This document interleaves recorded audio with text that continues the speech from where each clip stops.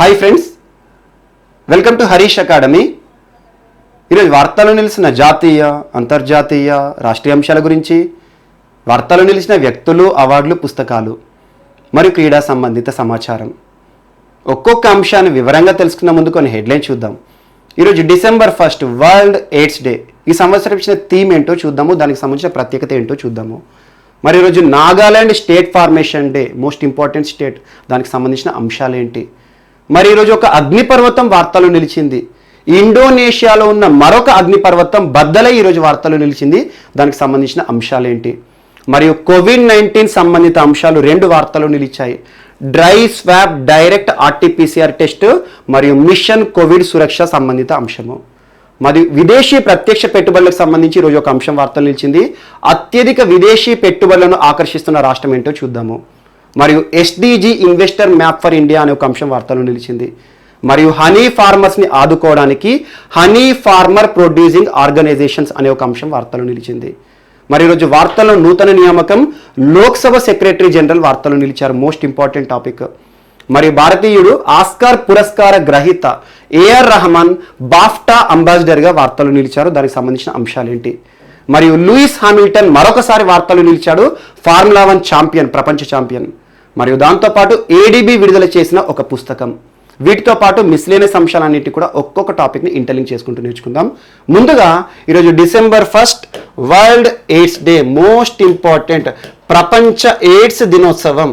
ప్రతి సంవత్సరం కూడా ప్రతి ఒక్కరికి కూడా December 1 అనగానే గుర్తుకొచ్చేది ఎయిడ్స్ డే అంటారు. సో అలాంటి ఎయిడ్స్కి సంబంధించి, మహమ్మారికి సంబంధించి ప్రపంచవ్యాప్తంగా కూడా ప్రత్యేకంగా అవగాహన కల్పించాలని చెప్పేసి ప్రతి సంవత్సరం కూడా ఎయిడ్స్ డేని జరిపిస్తాము. అండ్ ప్రపంచవ్యాప్తంగా ప్రతి దేశంలో కూడా ఎయిడ్స్ డే అనేది December 1 జరుపుతారు. జరపడం అంటే ఏంటి, దానిపైన అవగాహన కార్యక్రమాలను అక్కడ ఉండే ప్రభుత్వాలు చేపడతా ఉంటాయి. ఎయిడ్స్ డేని అధికారికంగా ఏ సంస్థ నిర్వహిస్తుంది అంటారు. Most important, WHO, world health organization. ఇటీవల కాలంలో గడిచిన 1 year నుండి, ఆల్మోస్ట్ 1 year నుండి ప్రతిరోజు కూడా మనం వినేది, మనం చూసే సంస్థ WHO.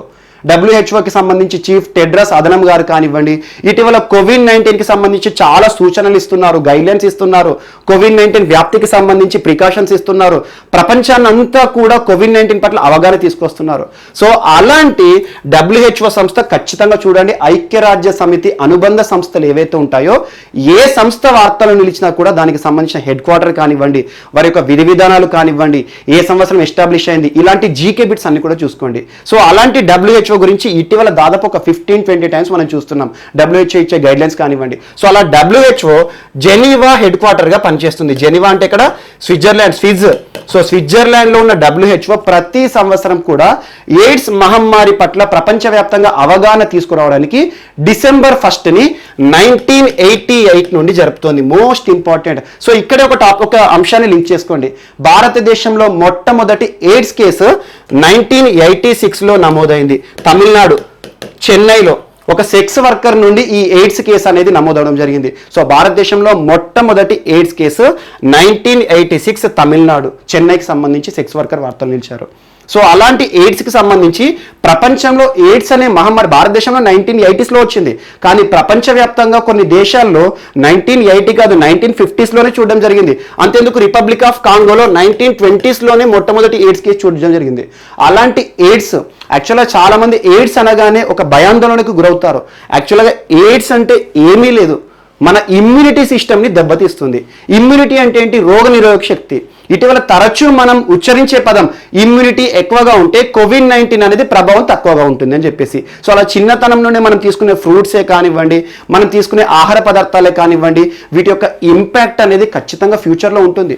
సో అలాంటి ఇమ్యూనిటీ ఎవరికైతే ఎక్కువగా ఉంటుందో వారికి సంబంధించి COVID-19 ప్రభావం తక్కువగా ఉంటుందని మనం తరచూ చెప్తున్నాం.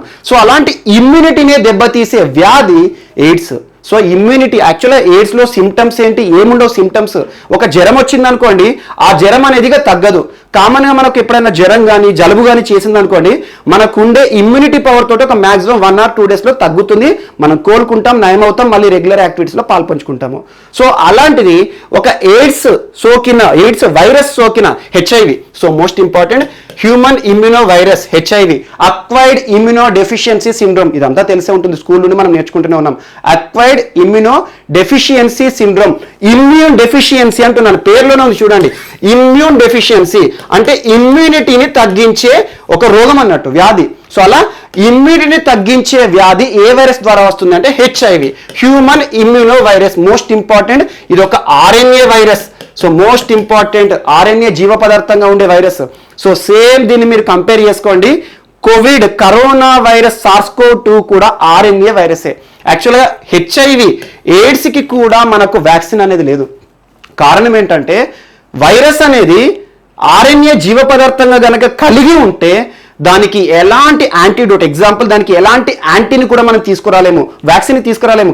కారణం ఏంటంటే తరచూ దాని యొక్క షేప్ కానివ్వండి, దాని యొక్క అమెరికా కానివ్వండి, దాని యొక్క మార్పు చెందుతూ ఉంటుంది అన్నట్టు. ఒకరోజు ఎగ్జాంపుల్ స్టార్లా ఉందనుకోండి, ఒకరోజు సర్కిల్గా అవుతుంది, ఒకరోజు రెక్టాంగిల్గా అవుతుంది, ఒకరోజు స్క్వేర్లా అవుతుంది, అలా స్క్వేర్ రెక్టాంగిల్గా ఉండదు. సో అలా ఎయిడ్స్ వైరస్కి రూపం అనేది తరచూ మారుతూ ఉంటుంది. సో అలా తరచూ మారుతుంది కాబట్టి ఒక ఫిక్సేషన్ అనేది మనం ఊహించుకోలేము, అందుకే వ్యాక్సిన్ తీసుకురాలేము. అలాంటి డిఎన్ఏ వైరస్ ఏదైతే ఉంటాయో వాటికి మనం సులభంగా దానికి ఏంటంటే ఈ రూపం అనేది మార్పు చెందుతూ ఉండదు, ఈజీగా వ్యాక్సిన్ తీసుకొస్తాము. అలాంటి ఆర్ఎన్ఏ జీవ పదార్థంగా ఉండే హెచ్ఐవి ఎయిడ్స్కి కారణంగా పనిచేస్తుంది. అండ్ గుర్తుంచుకోండి, ఎవరి లోపలైనా కూడా ఎక్కువగా ఎయిడ్స్ కేసెస్ ఎట్లా వస్తాయి అంటే సెక్స్ ట్రాన్స్మిషన్ ద్వారానే వస్తాయి ఎక్కువగా. సో ఎయిడ్స్ ఉన్న వ్యక్తిని టచ్ చేసినా కూడా మనకి ఏం కాదు, సో ఎయిడ్స్ ఉన్న వ్యక్తితో మనం కలిసి ఉన్నా కూడా ఏం కాదు, ఎందుకంటే కమ్యూనికేబుల్ డిసీజ్ కాదు. ఈ కమ్యూనికేబుల్ ఎప్పుడు వస్తుందంటే సెక్స్ ట్రాన్స్మిషన్ ద్వారా మాత్రమే కమ్యూనికేట్ అవుతుంది ఒక వ్యక్తి నుండి ఒక వ్యక్తికి. అలాంటి ఎయిడ్స్ ద్వారా 2019 సంవత్సరం 2019లో ప్రపంచవ్యాప్తంగా దాదాపు 6,90,000 మంది జనాలు మరణించడం జరిగింది. సో మోస్ట్ ఇంపార్టెంట్, దాదాపు గడిచిన సంవత్సరం 2019 సంవత్సరంలో ఎయిడ్స్ వ్యాధి బారిన పడి ఎంతమంది మరణించారంటే ఆల్మోస్ట్ 7 లక్షల మంది. అండ్ ప్రపంచవ్యాప్తంగా కొత్తగా ఎయిడ్స్ కేసెస్ ఎన్ని నమోదైనాయి 2019 సంవత్సరం అంటే 1.7 మిలియన్ కేసెస్. సో ఊహించుకోండి, ఆల్మోస్ట్ 17 లక్షల కేసులు కొత్తగా ఎయిడ్స్ బారిన పడ్డాయి. సో అలాంటి ఎయిడ్స్కి సంబంధించి ప్రపంచవ్యాప్తంగా కూడా అవగాహన తీసుకురావడానికి మనం చూస్తూ ఉంటాం. రెడ్ రిబ్బన్ ఎక్స్ప్రెస్ కానివ్వండి, భారతదేశంలో కూడా చాలా వరకు రైల్వేస్ కానీ, భారత ప్రభుత్వం కానీ, స్కూళ్ళలో కూడా చిన్నతనంలోనే మనకు అవగాహన కార్యక్రమాలు తీసుకొస్తారు. అలాంటి ఎయిడ్స్కి సంబంధించి ప్రతి సంవత్సరం ఒక థీమ్ ఇస్తుంది WHO. So most important. And WHO అనగానే హెల్త్ రిలేటెడ్ దినోత్సవాలను ఎక్కువగా జరిపిస్తుంది. మనకు టొబాకోనే కానివ్వండి, చాలా వరకు హెల్త్ రిలేటెడ్ డేస్ ఏవైతే వస్తాయో అవన్నీ కూడా రక్తానికి సంబంధించి కానివ్వండి, హెల్త్ రిలేటెడ్ డేస్ని జరిపించే సంస్థ మనకు WHOనే. సో WHO ఈ సంవత్సరం ఎయిడ్స్ డేకి ఏ ఇతివృత్తం ఇచ్చింది, ఏ థీమ్ ఇచ్చింది అంటే మోస్ట్ ఇంపార్టెంట్ గ్లోబల్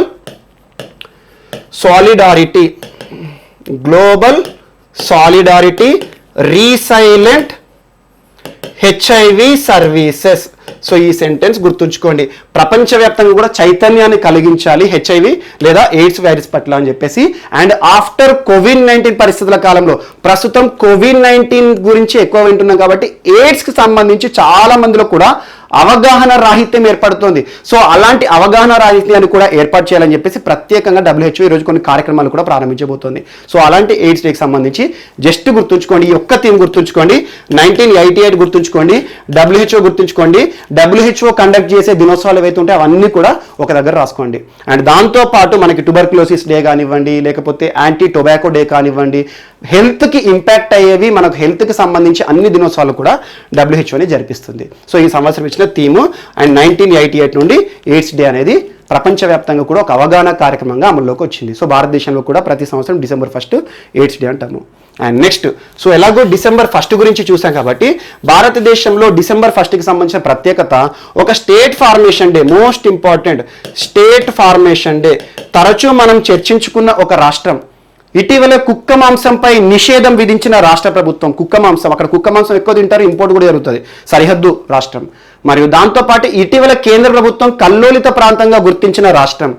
మరియు గ్రేటర్ నాగోలిం ఉద్యమం జరుగుతున్న రాష్ట్రం. సో ఇప్పటికే మీకు గుర్తొస్తుంది నాగాలాండ్ రాష్ట్రం. సో మోస్ట్ ఇంపార్టెంట్, నాగాలాండ్ రాష్ట్ర అవతరణ దినోత్సవం కూడా ఈ రోజే December 1. అవతరణ దినోత్సవం, స్టేట్ ఫార్మేషన్ అంటే ఏంటి, ఆ రోజు నుండే రాష్ట్రం అనేది అమల్లోకి వచ్చింది. అంతకుముందు యాక్చువల్గా భౌగోళికంగా ఎప్పటి నుండో ఉంటాయి, కానీ రాష్ట్రాలను అధికారికంగా విభజన చేసేసి ఒక అధికారిక దినోత్సవం అనేది ఇస్తారు. ఎగ్జాంపుల్ తెలంగాణ అనగానే June 2, 2014 అంటాము, ఆంధ్రప్రదేశ్ అనగానే November 1, మనకి 1956 అంటాము. సో అలాంటి అవతరణ దినోత్సవాలు ఏవైతే ఉంటాయో ఇటీవల కాలంలో మనం 3 రాష్ట్రాలు చెప్పాను, కొత్త రాష్ట్రాలు మనకి 2000 సంవత్సరంలో ఏర్పడిన రాష్ట్రాలు. ఒకటి ఛత్తీస్గఢ్ కానివ్వండి, జార్ఖండే కానివ్వండి, ఉత్తరాఖండ్ రాష్ట్రమే కానివ్వండి. సో రాష్ట్ర అవతరణకి సంబంధించి ఏదైనా టాపిక్ వార్తలకు వస్తే ఏ రాష్ట్రం ఏ సంవత్సరంలో ఏర్పడింది, ఏ రాష్ట్రం నుండి ఏ భౌగోళిక ప్రాంతాన్ని వేరు చేయడం ద్వారా రాష్ట్రం అనేది కొత్త రాష్ట్రం అనేది వచ్చింది, అలాంటి అంశాలు గుర్తుంచుకోండి. కేంద్ర ప్రభుత్వానికి మాత్రమే ఇవ్వబడిన అధికారం, కేంద్ర ప్రభుత్వానికి అని కూడా అనకూడదు. ఆర్టికల్ 3 రాజ్యాంగంలోని ఆర్టికల్ 3 ద్వారానే కొత్త రాష్ట్రాల ఏర్పాటు అనేది కేంద్ర ప్రభుత్వం లేదా పార్లమెంట్ చేతిలో ఉంటుంది. అండ్ ఆర్టికల్ 2కి ఆర్టికల్ 3కి కన్ఫ్యూజ్ అవ్వకండి. ఆర్టికల్ 3 అనేది రాష్ట్రాల పునర్విభజన గురించి చెప్తుంది. ఆర్టికల్ 2 అనేది కొత్త రాష్ట్రాలు సృష్టించడం అనేది. ఎగ్జాంపుల్ గోవా కానివ్వండి, పాండిచ్చేరి కానివ్వండి, ఇలాంటివి మన భారతదేశానికి సిక్కిం కానివ్వండి, ఇలాంటివి భారతదేశానికి స్వాతంత్రం వచ్చినప్పుడు భారతదేశంలో భూభాగాలుగా లేవు, తర్వాత మనం తీసుకున్నాం, బయటి ప్రాంతాలు భారతదేశంలోకి కలిశాయి. అలాంటి కొత్త ప్రాంతాన్ని మన భారతదేశంలో కలిపినప్పుడు ఆర్టికల్ 2 అని సింపుల్గా గుర్తుంచుకోండి. ఉన్న భౌగోళిక ప్రాంతం ఏదైతే ఉంటుందో ఒక రాష్ట్రాన్ని విభజన చేసి కానీ లేకపోతే 2-3 రాష్ట్రాలను కలిపి ఒక రాష్ట్రంగా ఏర్పాటు చేసామనుకోండి, అదంతా కూడా ఆర్టికల్ 3 పరిధిలోకి వస్తుంది, కేంద్ర హోంశాఖ పరిధిలోకి వస్తుంది. సో ఆర్టికల్ 3 ద్వారా నాగాలాండ్ రాష్ట్రాన్ని 1963లో కేంద్ర ప్రభుత్వం ఏర్పాటు చేసింది, పార్లమెంట్ ఏర్పాటు చేసింది. 1963 నాగాలాండ్ రాష్ట్రం ఏ రాష్ట్రం నుండి ఏర్పడింది అంటారు? Most important, Assam. So Assam రాష్ట్రం నుండి ఏర్పడిన రాష్ట్రము భారతదేశంలో 16వ రాష్ట్రం. సో రాష్ట్రాల సంఖ్యలు కూడా గుర్తుంచుకోండి. భారతదేశంలో 16వ రాష్ట్రం అంటే ఏంటి, 14వ రాష్ట్రం ఏంటి, ఇలాంటి అంశాలు చూడండి. సో భారతదేశంలో 16వ రాష్ట్రంగా అస్సాం రాష్ట్రం నుండి నాగాలాండ్ని వేరు చేసి ఒక భౌగోళిక ప్రాంతాలని వేరు చేసి రాష్ట్రంగా ఏర్పాటు చేయడం జరిగింది. అలాంటి నాగాలాండ్ రాష్ట్రము ఫస్ట్ 1963 అమల్లోకి వచ్చింది. ఈరోజు నాగాలాండ్ స్టేట్ ఫార్మేషన్ డే కూడా. సో జస్ట్ గుర్తుంచుకోండి, ఎందుకంటే ఇటీవల నాగాలాండ్ రాష్ట్రానికి సంబంధించి అంశాలన్నిటి కూడా ఒకసారి లింక్ చేసుకోండి, సరిపోతుంది. మోస్ట్ ఇంపార్టెంట్, చాలా వరకు ప్రభుత్వానికి మనకి గవర్నర్కి కూడా చాలా వరకు ఘర్షణలు వస్తున్నాయి. నేఫియో రియో కానివ్వండి, మనకి కేఎన్ రవి కానివ్వండి, గవర్నర్ మరి ముఖ్యమంత్రి. సో అలా ఇటీవల నాగాలాండ్ తరచూ వార్తలు నిలిచింది. అండ్ నాగాలాండ్ అనగానే ఎక్కువగా తెగలు నివసిస్తారు, గ్రేటర్ నాగోలిం ఉద్యమం అది ఎక్కువగా నాగాలాండ్ రాష్ట్రానికి సంబంధించిందే.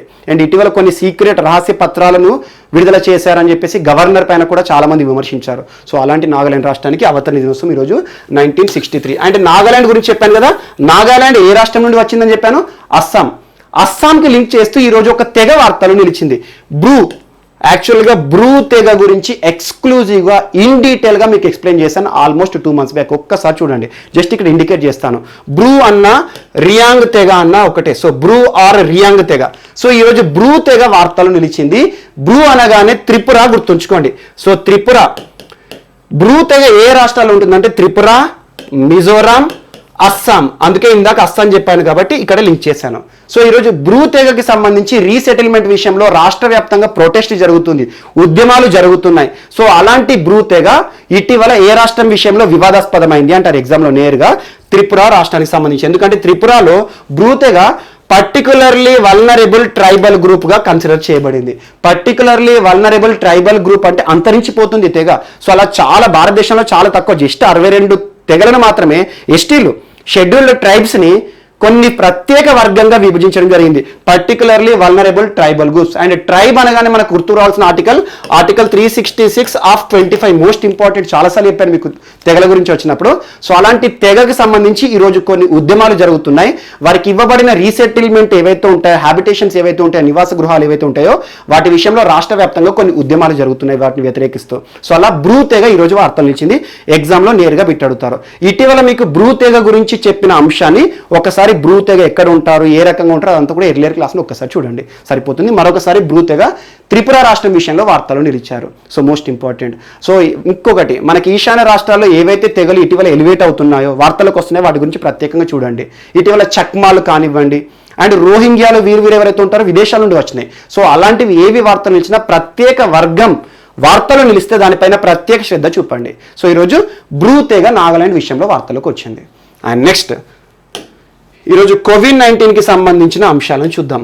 So dry, swab, direct, RTPCR test ఈరోజు వార్తలో నిలిచింది. మోస్ట్ ఇంపార్టెంట్ ఆర్టీపీసీఆర్ టెస్ట్ గురించి చాలాసార్లు మీకు చెప్పాను. ఇప్పటికి దాదాపు ఆల్మోస్ట్ 1 month నుండి మనం చెప్పట్లేదు, ఎందుకంటే ఆర్టీపీసీఆర్ టెస్ట్ అనేది ఓల్డ్ అయిపోయింది. సో ఇటీవల చాలా ఇన్నోవేటివ్ టెక్నాలజీ కానివ్వండి, చౌక ధరలో కరోనా కిట్లు కానివ్వండి, టెస్టింగ్ కిట్లు అవైలబుల్ వస్తున్నాయి, ఢిల్లీ ఐఐటీ వారు తయారు చేసినవి కానివ్వండి. సో అలా ఆర్టీపీసీఆర్ దీని యొక్క ఫుల్ ఫామ్ గుర్తుంచుకోండి, అబ్రివేషన్ చాలాసార్లు చెప్పాను, ఒకసారి చూడండి. Reverse transcriptase polymerase chain reaction ఆధారంగా కోవిడ్-19 నిర్ధారించే పరీక్ష టెస్ట్. సో కోవిడ్-19 టెస్ట్ అత్యధికంగా మనం వాడేది RTPCR test, most important. So దీని యొక్క ఫుల్ ఫామ్ గుర్తుంచుకోండి. అండ్ ఇంకొక అంశాన్ని కూడా మీకు చెప్తున్నాను, ఏదైనా అబ్రివేషన్ కానీ లేదా ఎవరైనా వార్తల వ్యక్తులు కనబడితే వారి పేర్లు కష్టంగా ఉన్నా కూడా వాటిని బట్టి కొట్టాల్సిన అవసరం లేదు. ఎగ్జామినేషన్ ఓరియంటేషన్లో ఏ ఒక్క టాపిక్ని కూడా బై హార్ట్ బట్టి కొట్టాల్సిన అవసరం లేదు. మనం చదివే టాపిక్స్ ఏవైతే ఉంటాయో ఒక 3 నుండి 4 అవసరమైతే ఒక 10 సార్లు చూడండి. రిపీటెడ్గా చూస్తున్నప్పుడు మనకి ఏమవుతుందంటే మనకు మరొకసారి కొత్తగా మన ప్రశ్నపత్రం చూసినప్పుడు ఆటోమేటిక్గా మీరు ఐడెంటిఫై చేస్తారు. సో ఎగ్జామ్లో గుర్తుంచుకోవాల్సిన అవసరం లేదు, గుర్తుపడితే చాలు, అదొక్కటే గుర్తుంచుకోండి, సింపుల్ లాజిక్. సో అలా reverse transcriptase polymerase chain reaction. So దీని ద్వారానే ప్రస్తుతం కరోనా టెస్ట్ని లేదా కరోనా ఉందా లేదా కరోనా వైరస్ మన శరీరంలోకి ప్రవేశించిందా లేదని చెప్పేసి గుర్తుపడతాం. సో ఏం చేస్తారు, మనకు నాసోఫారింజియల్ సొల్యూషన్ కానివ్వండి, ఓరోఫారింజియల్ సొల్యూషన్స్ కానివ్వండి, ఏం చేస్తారు, మనకు ఒక చిన్న నీడిల్ లైక్ ఉంటుంది, స్వాబ్ ఉంటుంది. మనం ఏదైతే ఇయర్ బడ్ ఉంటుందో, ఇయర్ బడ్ ఉంటుందా సేమ్ ఇయర్ బడ్ లాగానే కొంచెం పొడుగు సైజులో ఉంటుంది. సో దాన్ని స్వాబ్ అంటాము. సో అది ఏదైతే దూదుతో ఉంటుందో దాన్ని ఏం చేస్తాము, నాసోఫారింజియల్, నాసల్ అంటే ముక్కు. సో ముక్కు ద్వారా మనకు ఒక ఫ్లూయిడ్ని కలెక్ట్ చేస్తారు, దాన్ని ఏమంటారు, నాసోఫారింజియల్ ఫ్లూయిడ్ అంటాము. లేకపోతే ఆ ముక్కు ద్వారా కాకపోతే నోట్లో పెడతారు, ఓరోఫారింజియల్ ఫ్లూయిడ్. ఓరల్ అంటే ఏంటి, through mouth. So oropharyngeal fluid కానివ్వండి, నాసోఫారింజియల్ ఫ్లూయిడ్ కానివ్వండి కలెక్ట్ చేస్తారు. దేని ద్వారా, స్వాబ్ ద్వారా. ఆ కలెక్ట్ చేసిన ఫ్లూయిడ్ ఉంటుంది కదా, అది ఏదైతే ఉంటుందో వెట్గా ఉంటుంది కదా, ఆ వెట్గా ఉండే ఫ్లూయిడ్ని ఒక ట్యూబ్లో పెడతారు. సో మోస్ట్ ఇంపార్టెంట్, ఇలా ట్యూబ్లో పెడతారు. ఆ ట్యూబ్లో అప్పటికే ఒక లిక్విడ్ ఉంటుంది. సో దాన్ని ఏమంటామంటే మనము కోవిడ్ టెస్టింగ్ ఫ్లూయిడ్ అంటాము. So most important, Covid testing fluid అంటాము. ఆ ఫ్లూయిడ్లో పెడతాము. సో ఆ ఫ్లూయిడ్లో పెట్టిన తర్వాత దాన్ని ఎవరైతే టెస్ట్ చేస్తారో వారి దగ్గరికి తరలిస్తాము. అలాంటి ఫ్లూయిడ్ ద్వారా ఇప్పటివరకు టెస్ట్ ఏదైతే ఉంటుందో అది కొంచెం ప్రమాదకరంగా ఉంటుంది. ఈ ఫ్లూయిడ్ లీక్ అవ్వడం కానివ్వండి, లీక్ అయిందనుకోండి ఆటోమేటిక్గా, ఈ ఫ్లూయిడ్ లీక్ అయిపోతే దాన్ని టచ్ చేస్తామనుకోండి ఆటోమేటిక్గా మనకు అనుకోకుండా మన శరీరాన్ని, మన చర్మాన్ని చాలాసార్లు మనం టచ్ చేస్తూ ఉంటాము. సో ఆటోమేటిక్గా మన శరీరంలోకి ప్రవేశించే ప్రమాదం ఉంటుంది. అందువల్ల ఇలాంటి లిక్విడ్ ద్వారా ఆర్టీపీసీఆర్ టెస్ట్ అనేది కొంచెం ప్రమాదకరంగా ఉంది, కానీ ప్రస్తుతం చేసేది ఇదే. సో ఇలాంటి స్థానంలో ఈ కలెక్ట్ చేసిన ఫ్లూయిడ్ ఏదైతే ఉంటుందో, ఎందుకు లిక్విడ్లో పెడుతున్నామో అది డ్రై అవ్వకుండా. సో అలా డ్రై అవ్వకుండా ఫ్లూయిడ్లో పెట్టడం ద్వారా మనము దీన్ని ట్రాన్స్పోర్టేషన్ చేస్తున్నాం. సో అలా టెస్ట్ కిట్ కలెక్ట్ చేసిన తర్వాత మన టెస్ట్ కేంద్రాలు ఉంటాయి కదా, ల్యాబ్లోకి పంపిస్తూ ఉంటారు. అలా కిట్ మనం ఎవరైతే టెస్ట్ చేస్తారో ఆ కలెక్ట్ చేసింది వేరే దగ్గర టెస్ట్ చేస్తారు లోపల ల్యాబ్లో. సో అలా టెస్ట్లో ఉండే ఈ ఫ్లూయిడ్ ఉంది కదా, ఈ కిట్లో ఉన్న ఫ్లూయిడ్ ఏదైతే ఉంటుందో అది ప్రమాదకరంగా మారుతుంది. అందుకోసం ఏం చేస్తున్నారంటే ఈ ఫ్లూయిడ్ లేకుండా డ్రై స్వాబ్ టెక్నిక్ ఇటీవల తీసుకొచ్చారు. ఎవరు తీసుకొచ్చారంటే most important, council of industrial scientific research, CSIR CCMB, centre for cellular and molecular biology. So CSIR CCMB శాస్త్రవేత్తలు ఇటీవల ఈ ఫ్లూయిడ్ ఆధారంగా, ఈ ఫ్లూయిడ్ ఏదైతే ఉంటుందో మన శరీరం నుండి కలెక్ట్ చేసిన ఫ్లూయిడ్, దీని ద్వారా కొన్ని ప్రమాదాలు ఉన్నాయని చెప్పేసి డ్రై స్వాబ్ టెక్నిక్ ని తీసుకొచ్చారు. డ్రై స్వాబ్ అంటే మనం ఏదైతే తీస్తారో ఫ్లూయిడ్ అది డ్రై అయినా పర్లేదు, దాని నుండి మనకు కరోనా ఉందా లేదని నిర్ధారించేటట్టు. సో అలా ఎలాంటి లిక్విడ్ ప్రమాదం లేకుండా డ్రై స్వాబ్ టెక్నిక్ ను ఒకదాన్ని ఇటీవల రూపొందించిన శాస్త్రవేత్తలు ఎవరంటే సిఎస్ఐఆర్ సిసిఎంబి శాస్త్రవేత్తలు. సో గుర్తుంచుకోండి, council of industrial and scientific research, centre for cellular and molecular biology, Hyderabad, most important. So ఈ శాస్త్రవేత్తలు ఇటీవల దాన్ని కనిపెట్టారు. దాని పేరు ఏంటంటే డ్రై స్వాబ్. పేరులోనే ఉంది డ్రై స్వాబ్. ఆ స్వాబ్ ఏదైతే ఉంటుందో డ్రై అయినా పర్లేదు, దాని నుండి కూడా కరోనా టెస్ట్ చేయవచ్చు. ఇలాంటి ఫ్లూయిడ్లో ఇమర్స్ చేసేసి దాన్ని ఒక ప్రాంతంలో ఒక తరలించినప్పుడు అది లీక్ అవ్వడం అనేది ప్రమాదంగా ఉంది. కాబట్టి ఈ డ్రై స్వాబ్ టెక్నిక్ ద్వారా కూడా కరోనాని నిర్ధారించవచ్చు అని చెప్పేసి ఈ శాస్త్రవేత్తలు శాస్త్రవేత్తలు చెప్పడం జరిగింది. సో దాన్ని ఈరోజు ఐసీఎంఆర్ కూడా ఆమోదించడం జరిగింది. Most important, Indian council of medical research ఈరోజు ఐసీఎంఆర్ గైడ్లైన్స్ ఆధారంగానే వైద్యపరమైన అంశాలు ఏవైనా కూడా అనుమతులు జారీ చేయడం జరుగుతుంది. మోస్ట్ ఇంపార్టెంట్ సంస్థ ఐసీఎంఆర్. సో క్లినికల్ ట్రయల్స్ కానివ్వండి, టెస్టులు కానివ్వండి, టెస్ట్ కిట్లకు కానివ్వండి, వాటికి అనుమతి ఇవ్వాలంటే ఐసీఎంఆర్ ఆమోదించాలి. సో అలా సిఎస్ఐఆర్ మరియు సిసిఎంబి శాస్త్రవేత్తలు తయారు చేసిన dry swab direct RTPCR test kit ని ఆమోదించడం జరిగింది ఐసీఎంఆర్. ఇది ఒక్కటి గుర్తుంచుకోండి సరిపోతుంది. ఈ మెకానిజం ఏంటి, ఈ ఫ్లూయిడ్ ఏంటి, అదంతా అవసరం లేదు. వేరియబుల్ ట్రాన్స్పోర్ట్ మీడియం అంటారు యాక్చువల్గా దీన్ని. సో VTM అంటారు, వేరియబుల్ ట్రాన్స్పోర్ట్ మీడియం. ట్రాన్స్పోర్ట్ అంటే తరలించడానికి ఉపయోగించే మీడియం అన్నట్టు. సో ఈ VTM లేకుండానే డ్రై స్వాబ్ ద్వారా కూడా కోవిడ్ ని నిర్ధారించవచ్చు అనే ఒక అంశాన్ని చెప్పడం జరిగింది. సో ఈ శాస్త్రవేత్తల పేరు గుర్తుంచుకోండి, అండ్ ఆ కొత్త అంశం ఏదైతే దాని పేరు గుర్తుంచుకోండి. Dry swab direct reverse transcriptase polymerase chain reaction. ఇది ఒక్కటి గుర్తుంచుకోండి సరిపోతుంది. అండ్ నెక్స్ట్, సో ఈరోజు మన నెక్స్ట్ టాపిక్ వచ్చేసి మిషన్ కోవిడ్ సురక్ష.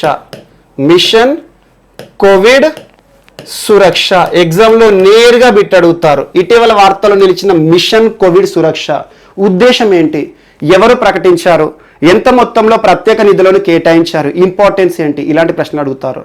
ఇటీవల మనం చూసాము కరోనా విజృంభణ సమయంలో భారతదేశంలోనే కాదు ప్రపంచవ్యాప్తంగా కూడా చాలా దేశాలు ఆల్మోస్ట్ 100% నేషన్స్ లాక్డౌన్ విధించాయి, ఇప్పటికి కూడా విధిస్తున్నాయి.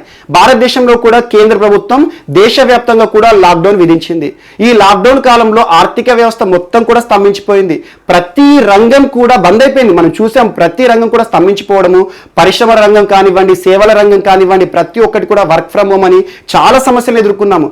అలాంటి దెబ్బతిన్న ఆర్థిక వ్యవస్థను గాడిన పెట్టడానికి కేంద్ర ప్రభుత్వం ప్రతి రంగాన్ని ఆదుకోవడానికి, ప్రోత్సహించడానికి ప్రత్యేక నిధులను ఆత్మ నిర్భర్ భారత్ అభియాన్ అనే పేరుతో కేటాయించింది. దాదాపు 20 లక్షల కోట్ల రూపాయలు. ఎంఎస్ఎంఈల కోసం 3 లక్షల కోట్ల రూపాయలని, అగ్రికల్చర్ సెక్టర్ కోసం తరచూ మనం చూస్తున్నాం. అలాంటి ఆత్మ నిర్భర్ భారత్ అభియాన్లో భాగంగా కోవిడ్ వ్యాక్సిన్ తయారీ కోసం ప్రత్యేక నిధులను కేటాయించింది కేంద్ర ప్రభుత్వం. దాదాపు 900 crores, మోస్ట్ ఇంపార్టెంట్ 900 కోట్ల రూపాయల ప్రత్యేక నిధులను భారతదేశంలో వ్యాక్సిన్ తయారీ కోసం కేటాయించింది. ప్రస్తుతం చూడండి ప్రపంచాన్నే కోవిడ్-19 ప్రశ్నిస్తోంది. వ్యాక్సిన్ తయారీ దేశంలో ప్రతి ఒక్క దేశం కూడా వ్యాక్సిన్ తయారీపైన నిమగ్నమయ్యాయి. శాస్త్రవేత్తలు కానివ్వండి, పెద్ద పెద్ద శాస్త్రవేత్తలు కానివ్వండి, పెద్ద పెద్ద పరిశ్రమలు, ఫార్మాస్యూటికల్ కంపెనీస్ కరోనాకి సంబంధించిన మెడిసిన్స్ పైన, వ్యాక్సిన్ తయారీల పైన నిమగ్నమయ్యారు. సో కొన్ని దేశాల్లో వ్యాక్సిన్ తయారైంది, క్లినికల్ ట్రయల్స్ రూపంలో దాని యొక్క టెస్ట్ చేస్తున్నారు. కొన్ని దేశాల్లో ఇప్పుడిప్పుడే వ్యాక్సిన్ తయారీ ప్రారంభించారు. మన భారతదేశంలో కూడా దాదాపు 7 నుండి 10 కంపెనీలు వ్యాక్సిన్ తయారీకి సంబంధించి ఇప్పటికే అనుమతులు కూడా పొందుతున్నాయి, మేము తయారు చేస్తామని చెప్పేసి. అందులో మోస్ట్ ఇంపార్టెంట్ భారత్ బయోటెక్. మరి ఇటీవల కాలం చూడండి భారత ప్రధాని గారు కూడా నరేంద్ర మోడీ గారు హకీంపేట్ హైదరాబాద్కి వచ్చారు నవంబర్ 28 రోజున. భారత్ బయోటెక్ వారు తయారు చేస్తున్న కోవాక్సిన్ వ్యాక్సిన్ తయారీ దశలు కానివ్వండి, దాని గురించి డీటెయిల్స్ అన్ని కూడా తెలుసుకున్నారు. ఆటోమేటిక్గా శాస్త్రవేత్తలు కూడా ప్రోత్సాహం ఉంటుంది. నరేంద్ర మోడీ గారు వచ్చారు, ప్రైమ్ మినిస్టర్ గారు వచ్చారు అని చెప్పేసి వారికి కూడా ఒక జీల్ అనేది వస్తుంది. సో అలా ఒక ఇంపార్టెన్స్ అనేది సంతరించుకుంది. సో అలాంటి వ్యాక్సిన్ తయారీకి సంబంధించి భారతదేశంలో ఏ సంస్థలైతే నిమగ్నమయ్యాయో వారి కోసం కేటాయించిన ప్రత్యేక నిధి 900 కోట్ల రూపాయలు ఎక్స్క్లూజివ్గా వ్యాక్సిన్ తయారీ కోసం. వ్యాక్సిన్ తయారీ దశ నుండి మార్కెటింగ్ సౌకర్యాలు కల్పించే వరకు కూడా ఈ ప్రత్యేక నిధులను కేటాయించడం జరుగుతుంది. ఏ సంస్థ పరిధి నుండి ఈ నిధులను కేటాయించడం జరుగుతుంది అంటే department of biotechnology. Most important, కేంద్ర ప్రభుత్వం డిపార్ట్మెంట్ ఆఫ్ బయోటెక్నాలజీ పరిధిలో ఈ 900 crores ఖర్చు పెట్టబోతోంది. సో అలా కోవిడ్-19 వ్యాక్సిన్ కి సంబంధించి ఏ సంస్థలు అయితే తయారు చేస్తున్నాయో తయారీ దశ నుండి మార్కెటింగ్ వరకు ఈ ప్రత్యేక నిధులను కేంద్ర ప్రభుత్వం కేటాయిస్తుంది. సో మోస్ట్ ఇంపార్టెంట్, ఎగ్జామ్లో నేరుగా బిట్ అడుగుతారు. వార్తల్లో నిలిచిన మిషన్ కోవిడ్ సురక్ష దేనికోసం? కరోనాకి సంబంధించి వ్యాక్సిన్ దశలో మనకి ఇప్పుడు తయారవుతుంది కాబట్టి ఆ వ్యాక్సిన్ తయారీ కోసం కేటాయించబడిన ప్రత్యేక ప్రోత్సాహక నిధి. సరిపోతుంది. డిపార్ట్మెంట్ ఆఫ్ బయోటెక్నాలజీ పరిధిలో ఈ నిధులు అమలవుతాయి. సో అదొకటి గుర్తుంచుకోండి సరిపోతుంది. అండ్ నెక్స్ట్, ఈరోజు వార్తల్లో నిలిచిన అగ్నిపర్వతం mount Ili Lewotolok. Mount Ili Lewotolok. So పేరు గుర్తుంచుకోండి సరిపోతుంది. ఇటీవల వార్తల్లో నిలిచిన మౌంట్ ఇలి లెవటోలాక్ ఈ అగ్నిపర్వతం ఏ దేశంలో ఉంది అంటారు. So Indonesia most important. Indonesia అనగానే ఇటీవల కాలంలో మనం చర్చించుకున్న యాక్టివ్ వాల్కనోస్ మీకు గుర్తుకు రావాలి. నేను చెప్పాను మీకు mount Merapi almost 2 months back చెప్పాను. మౌంట్ మెరాపి జావా ఐలాండ్స్ లో ఉంది. మరియు మౌంట్ సినాబంగ్ సుమత్రా ఐలాండ్స్ లో ఉంది. ఈ రెండింటి గురించి మీకు చెప్పాను.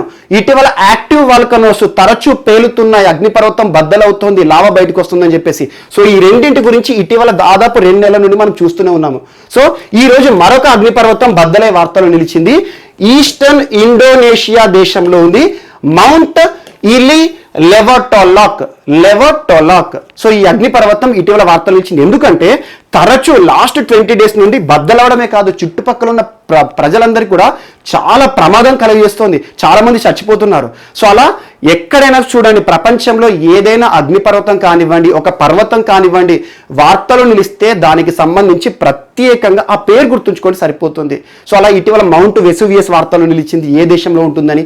ఇలాంటి బిట్స్ పాఠాంశాలు మీరు నేర్చుకున్నవే, కాకపోతే ఎగ్జామ్లో ఎలివేట్ అవుతాయి. ఎందుకంటే వార్తలు వచ్చినాయి కాబట్టి ఎగ్జామినర్ దానిపైన ఫోకస్ చేస్తాడు, ఎక్కడ ఉంది అని చెప్పేసి జీకే పెట్టి కూడా అడగవచ్చు. సో మౌంట్ ఇలి లెవటోలాక్ తరచూ లాస్ట్ 20 days నుండి తరచూ బద్దలవుతూ లావాతో కూడుకొని ఉంటుంది. చుట్టుపక్కల ప్రాంతాలన్నీ కూడా వికెట్ చేస్తున్నారు ప్రజలందరూ కూడా. సో ఆ రకంగా ఈ రోజు మరొక అగ్నిపర్వతం వార్తలు నిలిచింది.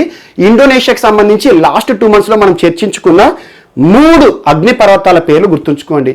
ఒకటి జావా ఐలాండ్ లో ఉన్న మనకు మొట్టమొదటి మౌంట్ మెరాపి అనగానే జావా ఐలాండ్. మౌంట్ సినబంగ్ అనగానే సుమత్రా ఐలాండ్స్ లో ఉంటుంది. ఈస్టర్న్ ఇండోనేషియా ప్రాంతంలో ఉంది. ఈరోజు వార్తలు నిలిచింది మౌంట్ ఇలి లెవటోలాక్. సో పేరు గుర్తుంచుకోండి సరిపోతుంది. And Pacific ring of fire ఒక్కసారి అట్లాస్ లో హైలైట్ చేసుకోండి. పసిఫిక్ రింగ్ ఆఫ్ ఫైర్ లో ఉన్న ప్రాంతాలన్నీ కూడా అగ్నిపర్వతాలకు పుట్టినీలే అనుకోండి, అక్కడ ఎక్కువ పేలుతూ ఉంటాయి. సో అలా అగ్నిపర్వతం లోపల ఉండేది మ్యాగ్మా, బయటికి వస్తే lava. So most important. So అలాంటి ఒక అగ్నిపర్వతం ఈరోజు వార్తలు నిలిచింది. ఇండోనేషియాలో తరచూ పేలుతూ ఇటీవల కాలంలో చాలా సమస్యలకు గురి చేస్తున్న అగ్నిపర్వతం మౌంట్ ఇలి లెవటోలాక్. సో జాగ్రఫీలో ఈ బిట్ యాడ్ చేసుకోండి. చాలా జాగ్రఫీ బుక్స్లో ఉండేవి ఇలాంటి ప్రశ్నలు. సో ఇక్కడ ఏవైతే కొత్త వార్తలు ఇస్తాయో వాటిని అప్డేట్ చేసుకుంటే మనకు అప్డేటెడ్ జాగ్రఫీ బుక్ అనేది రెడీ అవుతుంది. సో ఈ రకంగా గుర్తుంచుకోండి. And next foreign direct investment, విదేశీ ప్రత్యక్ష పెట్టుబడులు మోస్ట్ ఇంపార్టెంట్. ఒక రాష్ట్రానికే కాదు, దేశానికి, ప్రతి దేశం కూడా ఎక్కువగా ఎఫ్టిఐ ఇన్ఫ్లోస్ పైన ఆధారపడుతుంది. ఏ రకంగా విదేశీ ప్రత్యక్ష పెట్టుబడులను ఆహ్వానించాలి, ఆకర్షించే పథకాలను కూడా కేంద్ర ప్రభుత్వం ఇటీవల కాలంలో చాలా అంశాలు తీసుకొస్తుంది. అలా విదేశీ ప్రత్యక్ష పెట్టుబడులు అంటే వేరే దేశాలు మన దేశంలో పెట్టే పెట్టుబడులు, అలా విదేశాల నుండి వచ్చే పెట్టుబడులు ప్రత్యక్షంగా వాళ్ళు పెడతారన్నట్టు. అండ్ దీనిలో ఫారెన్ పోర్ట్ఫోలియో ఇన్వెస్ట్మెంట్స్ అని సపరేట్గా ఉంటుంది, మీరు ఎకానమీలో తెలిసే ఉంటుంది. ఈరోజు ఎఫ్డిఐ వార్తలు నిలిచింది. ఎఫ్డిఐకి సంబంధించి అధికారిక సమాచారాన్ని department for promotion of industry and internal trade, department for promotion of industry and internal trade, DPIIT గుర్తుంచుకోండి.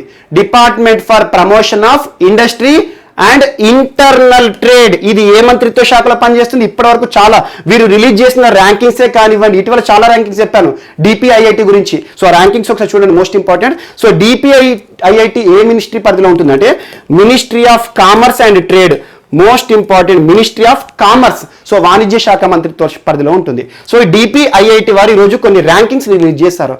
సో అందులో భారతదేశంలో అత్యధికంగా విదేశీ పెట్టుబడులను ఆకర్షిస్తున్న రాష్ట్రాల కేటగిరీలో తెలుగు రాష్ట్రాల స్థానం ఎంత? ఫస్ట్ 3లో ఉన్నాయి అంటారు. సో ఫస్ట్ 3లో అత్యధిక విదేశీ ప్రత్యక్ష పెట్టుబడుల్లో Gujarat most important state in India. ప్రస్తుతం నరేంద్ర మోడీ గారి స్వరాష్ట్రం. గుజరాత్లో చాలా అభివృద్ధి కార్యక్రమాలు చూస్తున్నాం. ఇటీవల సీప్లేన్ సర్వీసెస్ కానివ్వండి, ఏక్తా మాల్ అని చెప్పేసి, ఆరోగ్యవనం అని చెప్పేసి చాలా అంశాలు ఇటీవల గుజరాత్లో, రోప్వే కానివ్వండి, చాలా అంశాలు వస్తున్నాయి. గుజరాత్ ఇన్ఫ్రాస్ట్రక్చర్ పైన, పెట్టుబడుల పైన చాలా ఇంపార్టెన్స్ ఇస్తుంది. సో గుజరాత్ రాష్ట్రం ఫస్ట్ భారతదేశంలో వచ్చే అత్యధిక విదేశీ ప్రత్యక్ష పెట్టుబడులు ఆకర్షిస్తున్న రాష్ట్రంగా గుజరాత్ గడిచిన సంవత్సరంలో వార్తలు నిలిచింది. And second Maharashtra, economical capital, financial capital of India Mumbai కల మహారాష్ట్ర. థర్డ్ కర్ణాటక. సో ఈ 3 రాష్ట్రాలు గుర్తుంచుకోండి. అండ్ తెలుగు రాష్ట్రాల విషయానికి వస్తే తెలంగాణ 8వ స్థానంలో ఉంది. దేశంలో అత్యధిక విదేశీ పెట్టుబడులు ఆకర్షిస్తున్న రాష్ట్రాల ర్యాంకింగ్స్లో 8వ స్థానంలో తెలంగాణ, 12వ స్థానంలో ఏపీ ఉంది. సో తెలంగాణలో దాదాపు గడిచిన సంవత్సరంలో 9,000 కోట్లు పెట్టుబడులు, విదేశీ ప్రత్యక్ష పెట్టుబడులు వచ్చినాయి. ఏపీలో 1,700 కోట్లు అరౌండ్. సో యాక్యురేట్ ఫిగర్ అవసరం లేదు, అడగరు. ఈ ర్యాంకులు మాత్రం చూసుకోండి. అండ్ ఇటీవల ఇంకొక ర్యాంక్ కూడా వార్తలు నిలిచింది. భారతదేశంలో అత్యధికంగా విదేశీ ప్రత్యక్ష పెట్టుబడులు ఏ దేశం నుండి వస్తున్నాయి అంటారు. So most important first place Singapore. యాక్చువల్గా సింగపూర్ ఎప్పుడు అంటే ఏప్రిల్ నుండి సెప్టెంబర్ మధ్యలో. సో ఆర్థిక సంవత్సరం ఉంది కదా, ఈ ఫస్ట్ క్వార్టర్ ఏదైతే ఉంటుందో ఆ సంవత్సరాల్లో ఎక్కువగా మనకి first quarter of financial year 2021లో సింగపూర్ టాప్ ప్లేస్ లో ఉంది. So most important, almost $8.7 billion US dollars. Second place లో యుఎస్ ఉంది. ఇక్కడ ప్రత్యేకత ఏంటంటే లాస్ట్ ఇయర్ వరకు కూడా ఈ సెకండ్ ప్లేస్ లో మారిషస్ ఉండేది.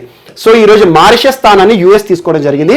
$7 బిలియన్ పెట్టుబడులు గడిచిన త్రైమాసికంలో పెట్టుబడులు పెట్టడం జరిగింది. సో మోస్ట్ ఇంపార్టెంట్, ఎన్ని కోట్ల పెట్టుబడులు పెట్టారో అవసరం లేదు, కానీ ఒక చిన్న లాజిక్ గుర్తుంచుకోండి. భారతదేశంలో అత్యధిక విదేశీ ప్రత్యక్ష పెట్టుబడులను కనుక చూస్తే కొన్ని చిన్న దేశాల నుండి వస్తాయి. ఎగ్జాంపుల్ సింగపూర్, మారిషస్, నెక్స్ట్ కేమాస్, లేకపోతే మనకి సైప్రస్. ఈ 4 దేశాలు ఏవైతే ఉన్నాయో, కేమన్స్, సైప్రస్, చిన్న చిన్న దేశాలు, ఈ 4 దేశాల నుండి ఆల్మోస్ట్ 54% FDI ఇన్ఫ్లోస్ వస్తాయి భారతదేశంలోకి. ఎందులో నుండి? Singapore, Mauritius. ఇటీవల ఆయిల్ స్పిల్లింగ్ అని చెప్పాను, అత్యవసర పరిస్థితి అని చెప్పాను కదా. సో మారిషస్ మరియు దాంతోపాటు కేమన్స్, సైప్రస్, ఈ 4 చిన్న దేశాలు, భారతదేశం కంటే చిన్న దేశాలు.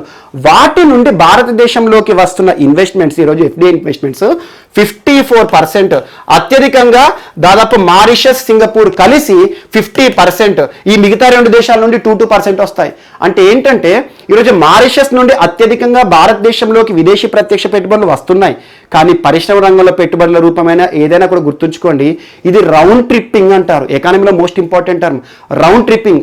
సో మన దేశంకి వస్తున్న పెట్టుబడులు మారిషస్ నుండి ఏవైతే వస్తున్నాయో అవి ఎక్కువగా మన డబ్బులే మన దేశానికి రౌండ్ ట్రిప్పింగ్ ద్వారా వస్తున్నాయి. ఏంటంటే మన దగ్గర బ్లాక్ మనీ ఎక్కువ ఉంటుంది, రాజకీయ నాయకులు. సో బ్లాక్ మనీని ఏం చేస్తారంటే విదేశాలకు తరలిస్తారు. తరలించేసి అక్కడి నుండి ఇన్వెస్ట్మెంట్ రూపంలో బ్లాక్ పోయి రౌండ్ ట్రిప్పింగ్ ద్వారా వైట్గా వస్తుంది. అలా మారిషస్ నుండి మళ్ళీ తిరిగి వస్తుంది అన్నట్టు. సో మారిషస్ సొంతంగా అక్కడ ఉండే సంస్థలు కానీ, అందుకే చూడండి ఏ సంస్థ పెట్టుబడులు పెట్టిందని చెప్పేసి మనకి ఎక్కడ అధికారికంగా ఉండదు. సో అలా మారిషస్ నుండి మన మనీ, ఏ బ్లాక్ మనీ మారిషస్కి పోయి మన ఇండియాకి వస్తుంది. అండ్ ఇటీవల కూడా చూడండి యూపీలో అల్లర్లు చెలరేగడానికి ఎక్కువగా పెట్టుబడులు, ఎక్కువగా డబ్బులు పంపిస్తుంది మారిషస్. సో లాస్ట్ ఒక 1 month బ్యాక్ చెప్పాను. సో అలా మారిషస్ నుండి వస్తున్న డబ్బులు ఏవైతే ఉంటాయో ఇవన్నీ కూడా మన మనీయే దేశం దాటి బ్లాక్ మనీ కాస్త వైట్ గా మారి వస్తుంది. సో బ్లాక్ అంటే నాట్ ఎట్ ఆల్ బ్లాక్, మనకు తెలుసు. ఏదైతే ట్యాక్సబుల్ అమౌంట్ కాదో అదంతా కూడా నల్లధనం కిందకి వస్తుంది. ఆ నల్లధనాన్ని దేశం నుండి తరలిస్తారు, మరి వేరే దేశం నుండి పెట్టుబడుల రూపంలో తీసుకొస్తారు, ఆటోమేటిక్గా వైట్ అవుతుంది. సో అలా రౌండ్ ట్రిప్పింగ్ అనే పదం ఏ రకంగా ఉంటుంది, ఈ సైకిల్స్ చూసుకోండి. బట్ ఈ ర్యాంకింగ్ చూసుకోండి, మనకు ముఖ్యంగా ఏంటంటే భారతదేశంలోని రాష్ట్రాల ర్యాంకింగ్ విషయానికి వస్తే విదేశీ ప్రత్యక్ష పెట్టుబడిలో టాప్ ప్లేస్లో ఏది ఉంది అంటారు. So Gujarat, second Maharashtra, third Karnataka, Telangana 8th, 12th AP. And next ఒక మిస్లేనియస్ పాయింట్ ఎకానమీకి సంబంధించింది ఇది కూడా. సో UNDP హెడ్ క్వార్టర్ ఎక్కడ? న్యూయార్క్. మోస్ట్ ఇంపార్టెంట్ ఐక్యరాజ్య సమితి అనుబంధ సంస్థ. మనకి UNDP అనగానే గుర్తుకు రావాల్సింది హ్యూమన్ డెవలప్మెంట్ ఇండెక్స్, HDI, మానవాభివృద్ధి సూచన రిలీజ్ చేసే సంస్థ. UNDP మరియు ఇన్వెస్ట్ ఇండియా భారతదేశంలో ఒక అంశాన్ని తీసుకొచ్చారు, national sustainable development goals map of India, SDG map of India. ఇది ఒక్కటి గుర్తుంచుకోండి. ఇటీవల వార్తల్లో నిలిచిన SDG మ్యాప్ ఆఫ్ ఇండియా అనే అంశాన్ని ఏ సంస్థలు సంయుక్తంగా భారతదేశంలో తీసుకొచ్చాయంటారు. So most important invest India సంస్థ, లేకపోతే దాన్ని ఏమంటారు అంటే national investment promotion and facilitation agency మరియు UNDP సంయుక్తంగా SDG మ్యాప్ ఆఫ్ ఇండియా తీసుకొచ్చారు. అంటే ఏంటంటే కొన్ని కోర్ సెక్టార్ని గుర్తిస్తారు, ప్రయారిటీ సెక్టార్స్, విద్య కానివ్వండి, సాఫ్ట్వేర్ కానివ్వండి, అలా ఏ రంగంలో పెట్టుబడులు మన సుస్థిరాభివృద్ధికి దారి చూపిస్తాయని చెప్పేసి ఒక sustainable development goals map of India అనే అంశాన్ని ప్రారంభించారు. ఎగ్జామ్లో నేరుగా అడుగుతారు బిట్, ఇది ఒకటి గుర్తుంచుకోండి. అండ్ దాంతోపాటు global initiative technology and alliance, global innovation and technology alliance, GITA అంటారు. ఇటీవల వార్తలోకి వచ్చింది. అది దేనికి సంబంధించింది అంటే ఇది ఒక అలయన్స్, ఇది ఒక PPP. ఎవరు ప్రారంభించారంటే మనకి department of science and technology and technology development board మనకి confederation of Indian industries, central ministry. So central ministry కేంద్ర ప్రభుత్వము, department of science and technology, technology development board and confederation of Indian industries. Confederation of Indian industries ఇవన్నీ కూడా పరిశ్రమలు కానివ్వండి, టెక్నాలజీకి సంబంధించిన అత్యున్నత సంస్థలు. సో వీరందరూ కూడా ఒక అంశాన్ని తీసుకొచ్చారు, global innovation and technology alliance. ఇదేం చెప్తుందంటే భారతదేశంలో ఏ రకంగా పెట్టుబడులు ఉండాలి, ఏ రంగంలో అత్యధికంగా ప్రాధాన్యత ఇవ్వాలి, అందుకోసం అని చెప్పేసి ఒక ఏర్పాటు చేయబడ్డ పీపీపీ వార్తల్లో నిలిచింది. సో ఈ రెండింటి గురించి కూడా ఎగ్జామ్లో అడగవచ్చు, అడగకపోవచ్చు. జస్ట్ ఒక బిట్టు గుర్తుంచుకోండి సరిపోతుంది. నెక్స్ట్ ఈరోజు వార్తలో నిలిచిన మరొక అంశము honey farmers producing organization, FPO. ఇటీవల కాలంలో కేంద్ర ప్రభుత్వం అత్యధిక ప్రాధాన్యత ఇస్తుంది. అగ్రికల్చర్ సెక్టార్లో ఎఫ్పిఓస్ కానివ్వండి, మనకు వ్యవసాయ రైతులకు సంబంధించి కొన్ని ఆర్గనైజేషన్స్, ఫార్మర్ ప్రొడ్యూసింగ్ ఆర్గనైజేషన్స్, హనీకి సంబంధించి తేనెపై ఆధారపడిన వారు ఎవరైతే ఉంటారో వారి కోసం ప్రత్యేక ఎఫ్పిఓ ప్రోగ్రామ్ ని ప్రారంభించింది మినిస్ట్రీ ఆఫ్ అగ్రికల్చర్. సో ప్రస్తుతం మినిస్ట్రీ ఆఫ్ అగ్రికల్చర్ ఎవరు? నరేంద్ర సింగ్ తోమర్. అండ్ గుర్తుంచుకోండి, ప్రస్తుతం మినిస్ట్రీ ఆఫ్ ఫుడ్ ప్రాసెసింగ్ కూడా తనే. So ministry of food processing, ministry of agriculture రెండు కూడా తనే. సో అలా మినిస్ట్రీ ఆఫ్ అగ్రికల్చర్ పరిధిలో వ్యవసాయ అనుబంధ సంస్థలు, ఈరోజు చూడండి అనుబంధ సంస్థల కింద పాడి పరిశ్రమ కానివ్వండి, అడవులు కానివ్వండి, ఉద్యానవనాలు కానీ ఇవన్నీ వస్తాయి మనకు అనుబంధ రంగాలు. వ్యవసాయం కాకుండా అనుబంధ రంగాలు, చేపల రంగం కానివ్వండి, ఇవన్నీ కూడా. సో అలా అనుబంధ రంగమైన ఈరోజు హనీ పైన చాలా మంది, ముఖ్యంగా జార్ఖండ్ కానివ్వండి, ఒక ప్రత్యేక తేనె గురించి కూడా మీకు చెప్పాను. జార్ఖండ్ రాష్ట్రం ఇటీవల మనకు అర్జున్ ముండా గారు లాంచ్ చేశారని చెప్పేసి. సో అలా హనీ విషయంలో ఫార్మర్ ప్రొడ్యూసింగ్ ఆర్గనైజేషన్స్ ని ప్రత్యేకంగా కొన్ని సంస్థలుగా ఏర్పాటు చేసి వీరికి ప్రత్యేక చేయూతను ఇవ్వడానికి భారతదేశంలోని 5 రాష్ట్రాలను చూజ్ చేశారు మొదటి విడతగా. ఏ రాష్ట్రం అంటే ఒకటి Bihar, UP, Madhya Pradesh, Rajasthan, west Bengal. So 2 వేరే పాలిత ప్రాంతాలు అంటే ఏంటంటే రాజస్థాన్లో కాంగ్రెస్ ప్రభుత్వం ఉంది, వెస్ట్ బెంగాల్లో తృణమూల్ కాంగ్రెస్ ఉంది. మిగతా 3 రాష్ట్రాల్లో కూడా బీజేపీ అధికారంలో ఉంది. అంటే బీజేపీ అంటే బీహార్లో ఎన్డీఏ కూటమి అధికారంలో ఉంది. సో ఈ 5 రాష్ట్రాల్లో కూడా ఎవరైతే హనీ ప్రొడ్యూసింగ్ ఫార్మర్స్ ఉంటారో వారి కోసం ప్రత్యేకంగా కొన్ని సంఘాలను ఏర్పాటు చేస్తారు. సో ఈ సంఘాలకు ఏం చేస్తుందంటే కేంద్ర ప్రభుత్వం ప్రత్యేక రుణాలను కానివ్వండి, హనీ ప్రొడక్షన్ కోసం ప్రత్యేకంగా అభివృద్ధి కార్యక్రమాలు కానివ్వండి, నైపుణ్య కార్యక్రమాలు కానీ తీసుకొస్తుంది. సో అలా హనీ ఫార్మర్స్ ప్రొడ్యూసర్ ఆర్గనైజేషన్స్ ఇది నాఫెడ్ ఆధ్వర్యంలో అమలవుతుంది. So NAFED, national agriculture farmers cooperative marketing federation of India. So NAFED ఆధ్వర్యంలో మినిస్ట్రీ ఆఫ్ అగ్రికల్చర్ వారు హనీ ఫార్మర్స్ ప్రొడ్యూసింగ్ ఆర్గనైజేషన్స్ అనే ప్రత్యేక కార్యక్రమం తీసుకొచ్చారు. ఈ 5 రాష్ట్రాల పేర్లు గుర్తుంచుకోండి, ఎగ్జామ్లో నేరుగా అడుగుతారు. ఇటీవల వార్తలు నిలిచిన హెచ్ఎఫ్పిఓ ఏ రాష్ట్రాల్లో అమలుకు వచ్చింది అంటారు. సో ఈ 5 రాష్ట్రాల పేర్లు గుర్తుంచుకోండి, Rajasthan, Bihar, Madhya Pradesh, UP, west Bengal. So ఇది హనీ ఫార్మర్స్ ప్రొడ్యూస్ సంబంధించి ప్రత్యేకంగా వారి కోసం కొన్ని నిధులను కేటాయించడం కానివ్వండి, అభివృద్ధి కార్యక్రమాల కింద ఇస్తారు. సో నెక్స్ట్ టాపిక్ ఈరోజు వార్తల్లో వ్యక్తులు. సో ఈరోజు మన నెక్స్ట్ టాపిక్ వచ్చేసి వార్తల్లో వ్యక్తులు. ఈరోజు వార్తలు నిలిచిన ఫస్ట్ పర్సన్ ఒక నియామకం ద్వారా వార్తలు నిలిచారు. Most important post, most important personality, నూతన లోక్సభ సెక్రటరీ జనరల్గా నియమితులైన వ్యక్తి. ఈరోజు నూతన లోక్సభ సెక్రటరీ జనరల్గా నియమితులైన వ్యక్తి, తన పేరు గుర్తుంచుకోండి, ఉత్పల్ కుమార్ సింగ్. లోక్సభ నూతన సెక్రటరీ జనరల్. పోటీ పరీక్షలో ఖచ్చితంగా అడుగుతారు. చట్టసభలకు సంబంధించి నియామకాలు ఏమైనా వార్తలు నిలిచినా, ఏవైనా కమిటీలు వార్తలు నిలిచినా, కమిటీలను నియమించే అధికారం ఎవరికి ఉంటుందని ఇలాంటి ప్రశ్నలు ఖచ్చితంగా పాలిటీ పార్ట్ నుండి అడుగుతారు. ఈరోజు లోక్సభకు సంబంధించి, సో చట్టసభలు, భారతదేశంలో పార్లమెంట్ మోస్ట్ ఇంపార్టెంట్, బై క్యామరలిజంని ఫాలో అవుతుంది, ద్విసభా విధానం. సో పేర్లోనే ఉంది, ద్విసభ అంటే ఏంటి? 2 సభలు ఉంటాయి, 2 చట్టసభలు ఉంటాయి. అందులో ఒకటి రాజ్యసభ, ఒకటి లోక్సభ. సో లోక్సభ విషయానికి వస్తే ఈరోజు లోక్సభ సెక్రటరీ జనరల్ వార్తలు నిలిచారు. సో ఒక నియమితులైన వ్యక్తి అంటున్నాను, లోక్సభ సెక్రటరీ జనరల్ ను నియమించే అధికారం ఎవరికి ఉంటుంది అంటారు. సో మోస్ట్ ఇంపార్టెంట్ సభాధ్యక్షుడు. ఎప్పుడైనా గుర్తుంచుకోండి, చట్టసభల్లో అత్యున్నత అధికారం కలిగి ఉండే వ్యక్తి ఆ సభ అధ్యక్షుడు. సభాధ్యక్షుడు అంటే ఎవరు? స్పీకర్. సో లోక్సభ స్పీకర్ నియమించే వ్యక్తి Lok Sabha secretary general. So Lok Sabha speaker. ప్రస్తుతం లోక్సభ స్పీకర్ ఎవరు? ఓం బిర్లా గారు. Most important personality. ఇటీవల 2 సార్లు చర్చించుకున్నాం మనం తన గురించి. నవంబర్ 25, నవంబర్ 26 2 రోజుల పాటు అఖిల భారత సభాపతుల సదస్సు జరిగింది, స్పీకర్స్ కాన్ఫరెన్స్ ఇతని ఆధ్వర్యంలోనే, గుజరాత్ కెవాడియా రాష్ట్రానికి సంబంధించింది. ఇటీవల మనం నవంబర్ 25, 26 2 రోజులు చూసాం తన గురించి. సో అలా ప్రస్తుతం లోక్సభ స్పీకర్ ఓం బిర్లా గారు, సో తను నియమించిన అధికారి లోక్సభ సెక్రటరీ జనరల్ గా ఉత్పల్ కుమార్ సింగ్. అంటే ఇక్కడ అర్థం చేసుకోవాల్సిన అంశం ఏంటి, లోక్సభ సెక్రటరీ జనరల్ ని నియమించే అధికారం ఎవరికి ఉంటుంది, స్పీకర్కు ఉంటుంది. ఎందుకంటే సభ లోపల అత్యున్నత అధికారం కలిగి ఉండే వ్యక్తి లోక్సభ స్పీకర్. సో అలా సభా నిర్వహణకి సంబంధించి అత్యున్నత అధికారి. సో అధికారి విషయానికి వస్తే మనకు ఈరోజు లోక్సభ సెక్రటరీ జనరల్ గా ఉత్పల్ కుమార్ సింగ్ గారు వార్తలు నిలిచారు. ఆయన గుర్తుంచుకోండి, ఉత్పల్ కుమార్ సింగ్ గారు మాజీ ఐఏఎస్ అధికారి, ఐఏఎస్ 1986 క్యాడర్, 1986 బ్యాచ్ ఐఏఎస్ అధికారి, ఒక రాష్ట్రానికి మాజీ సిఎస్ గా కూడా విధులు నిర్వర్తించిన వ్యక్తి. ఒక రాష్ట్రానికి మాజీ సిఎస్ అంటే అంత మామూలు విషయం కాదు. ఎందుకంటే ఒక ఐఏఎస్ అధికారికి పదోన్నతి పొందినప్పుడు అత్యున్నత గౌరవం ఒక రాష్ట్రానికి సిఎస్ కానీ, కేంద్రంలో కొన్ని విధులను నిర్వర్తించడం కానివ్వండి. సో అలా ఒక రాష్ట్రానికి సిఎస్, ఏ రాష్ట్రానికి అంటే ఉత్తరాఖండ్ రాష్ట్రానికి మాజీ సిఎస్ కూడా తను. సో అలా ఉత్తరాఖండ్ రాష్ట్రానికి ప్రధాన కార్యదర్శిగా విధులు నిర్వర్తించాడు. సో అలా లోక్సభ సెక్రటరీ జనరల్ గా ఈరోజు వార్తలు నిలిచిన person Utpal Kumar Singh. Most important. So Lok Sabha విషయానికి వస్తే చాలా important post. Lok Sabha secretary general కానివ్వండి, రాజ్యసభ సెక్రటరీ జనరల్ కానివ్వండి, రాష్ట్రపతి ఎన్నిక విషయంలో కూడా చాలా ఇంపార్టెంట్ పోస్టులు ఇవి. సో అలా ఒకసారి రాజ్యసభ సెక్రటరీ జనరల్ మన పేరు వింటాము, ఒకసారి లోక్సభ సెక్రటరీ జనరల్ పేరు వింటాము. సో అలా లోక్సభ సెక్రటరీ జనరల్ ఈరోజు నూతన నియామకం విషయంలో ఉత్పల్ కుమార్ సింగ్ గారు వార్తలు నిలిచారు. అండ్ ఇంకొక అంశాన్ని ఇక్కడే లింక్ చేసుకోండి.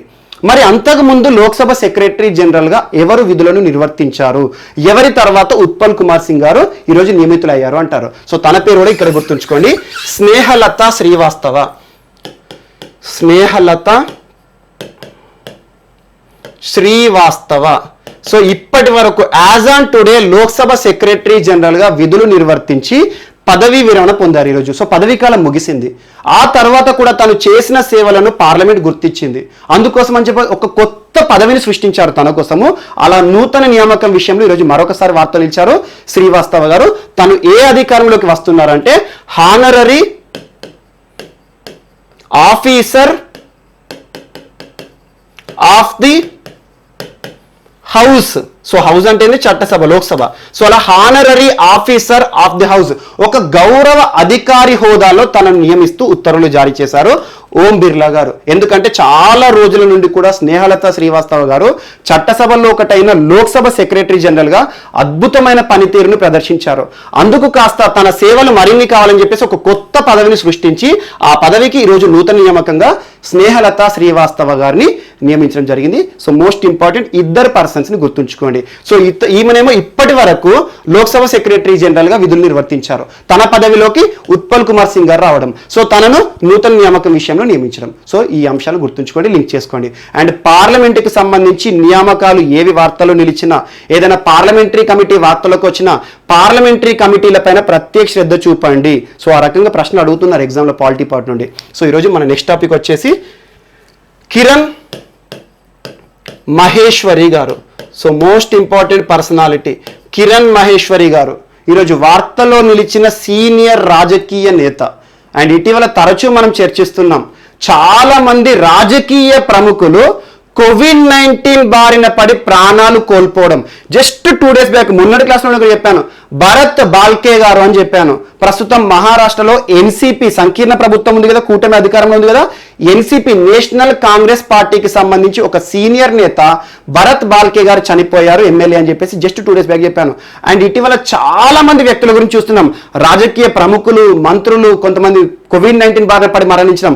ఈరోజు రాజస్థాన్ రాష్ట్రంలో ప్రస్తుతం ఎమ్మెల్యేగా ఉన్న ఒక వ్యక్తి, ఒక మహిళ కిరణ్ మహేశ్వరి గారు COVID-19 బారిన పడి ప్రాణాలు కోల్పోవడం జరిగింది. మోస్ట్ ఇంపార్టెంట్, ప్రస్తుతం ఎమ్మెల్యే అంటున్నాను, మాజీ రాష్ట్ర మంత్రి కూడా, రాష్ట్రంలో మంత్రిగా విధులు నిర్వర్తించారు.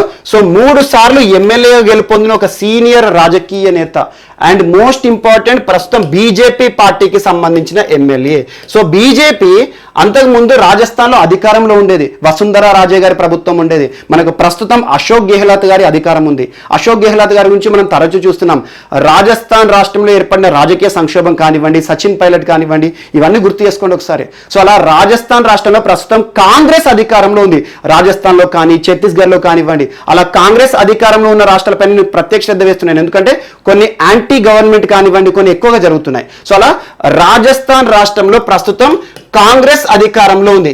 కాంగ్రెస్ పార్టీకి సంబంధించి అధికార పార్టీకి సంబంధించిన ఒక ఎమ్మెల్యే కూడా జస్ట్ ఈ మంత్ లోనే మరణించాడు, అంటే లాస్ట్ మంత్ లో కైలాష్ త్రివేది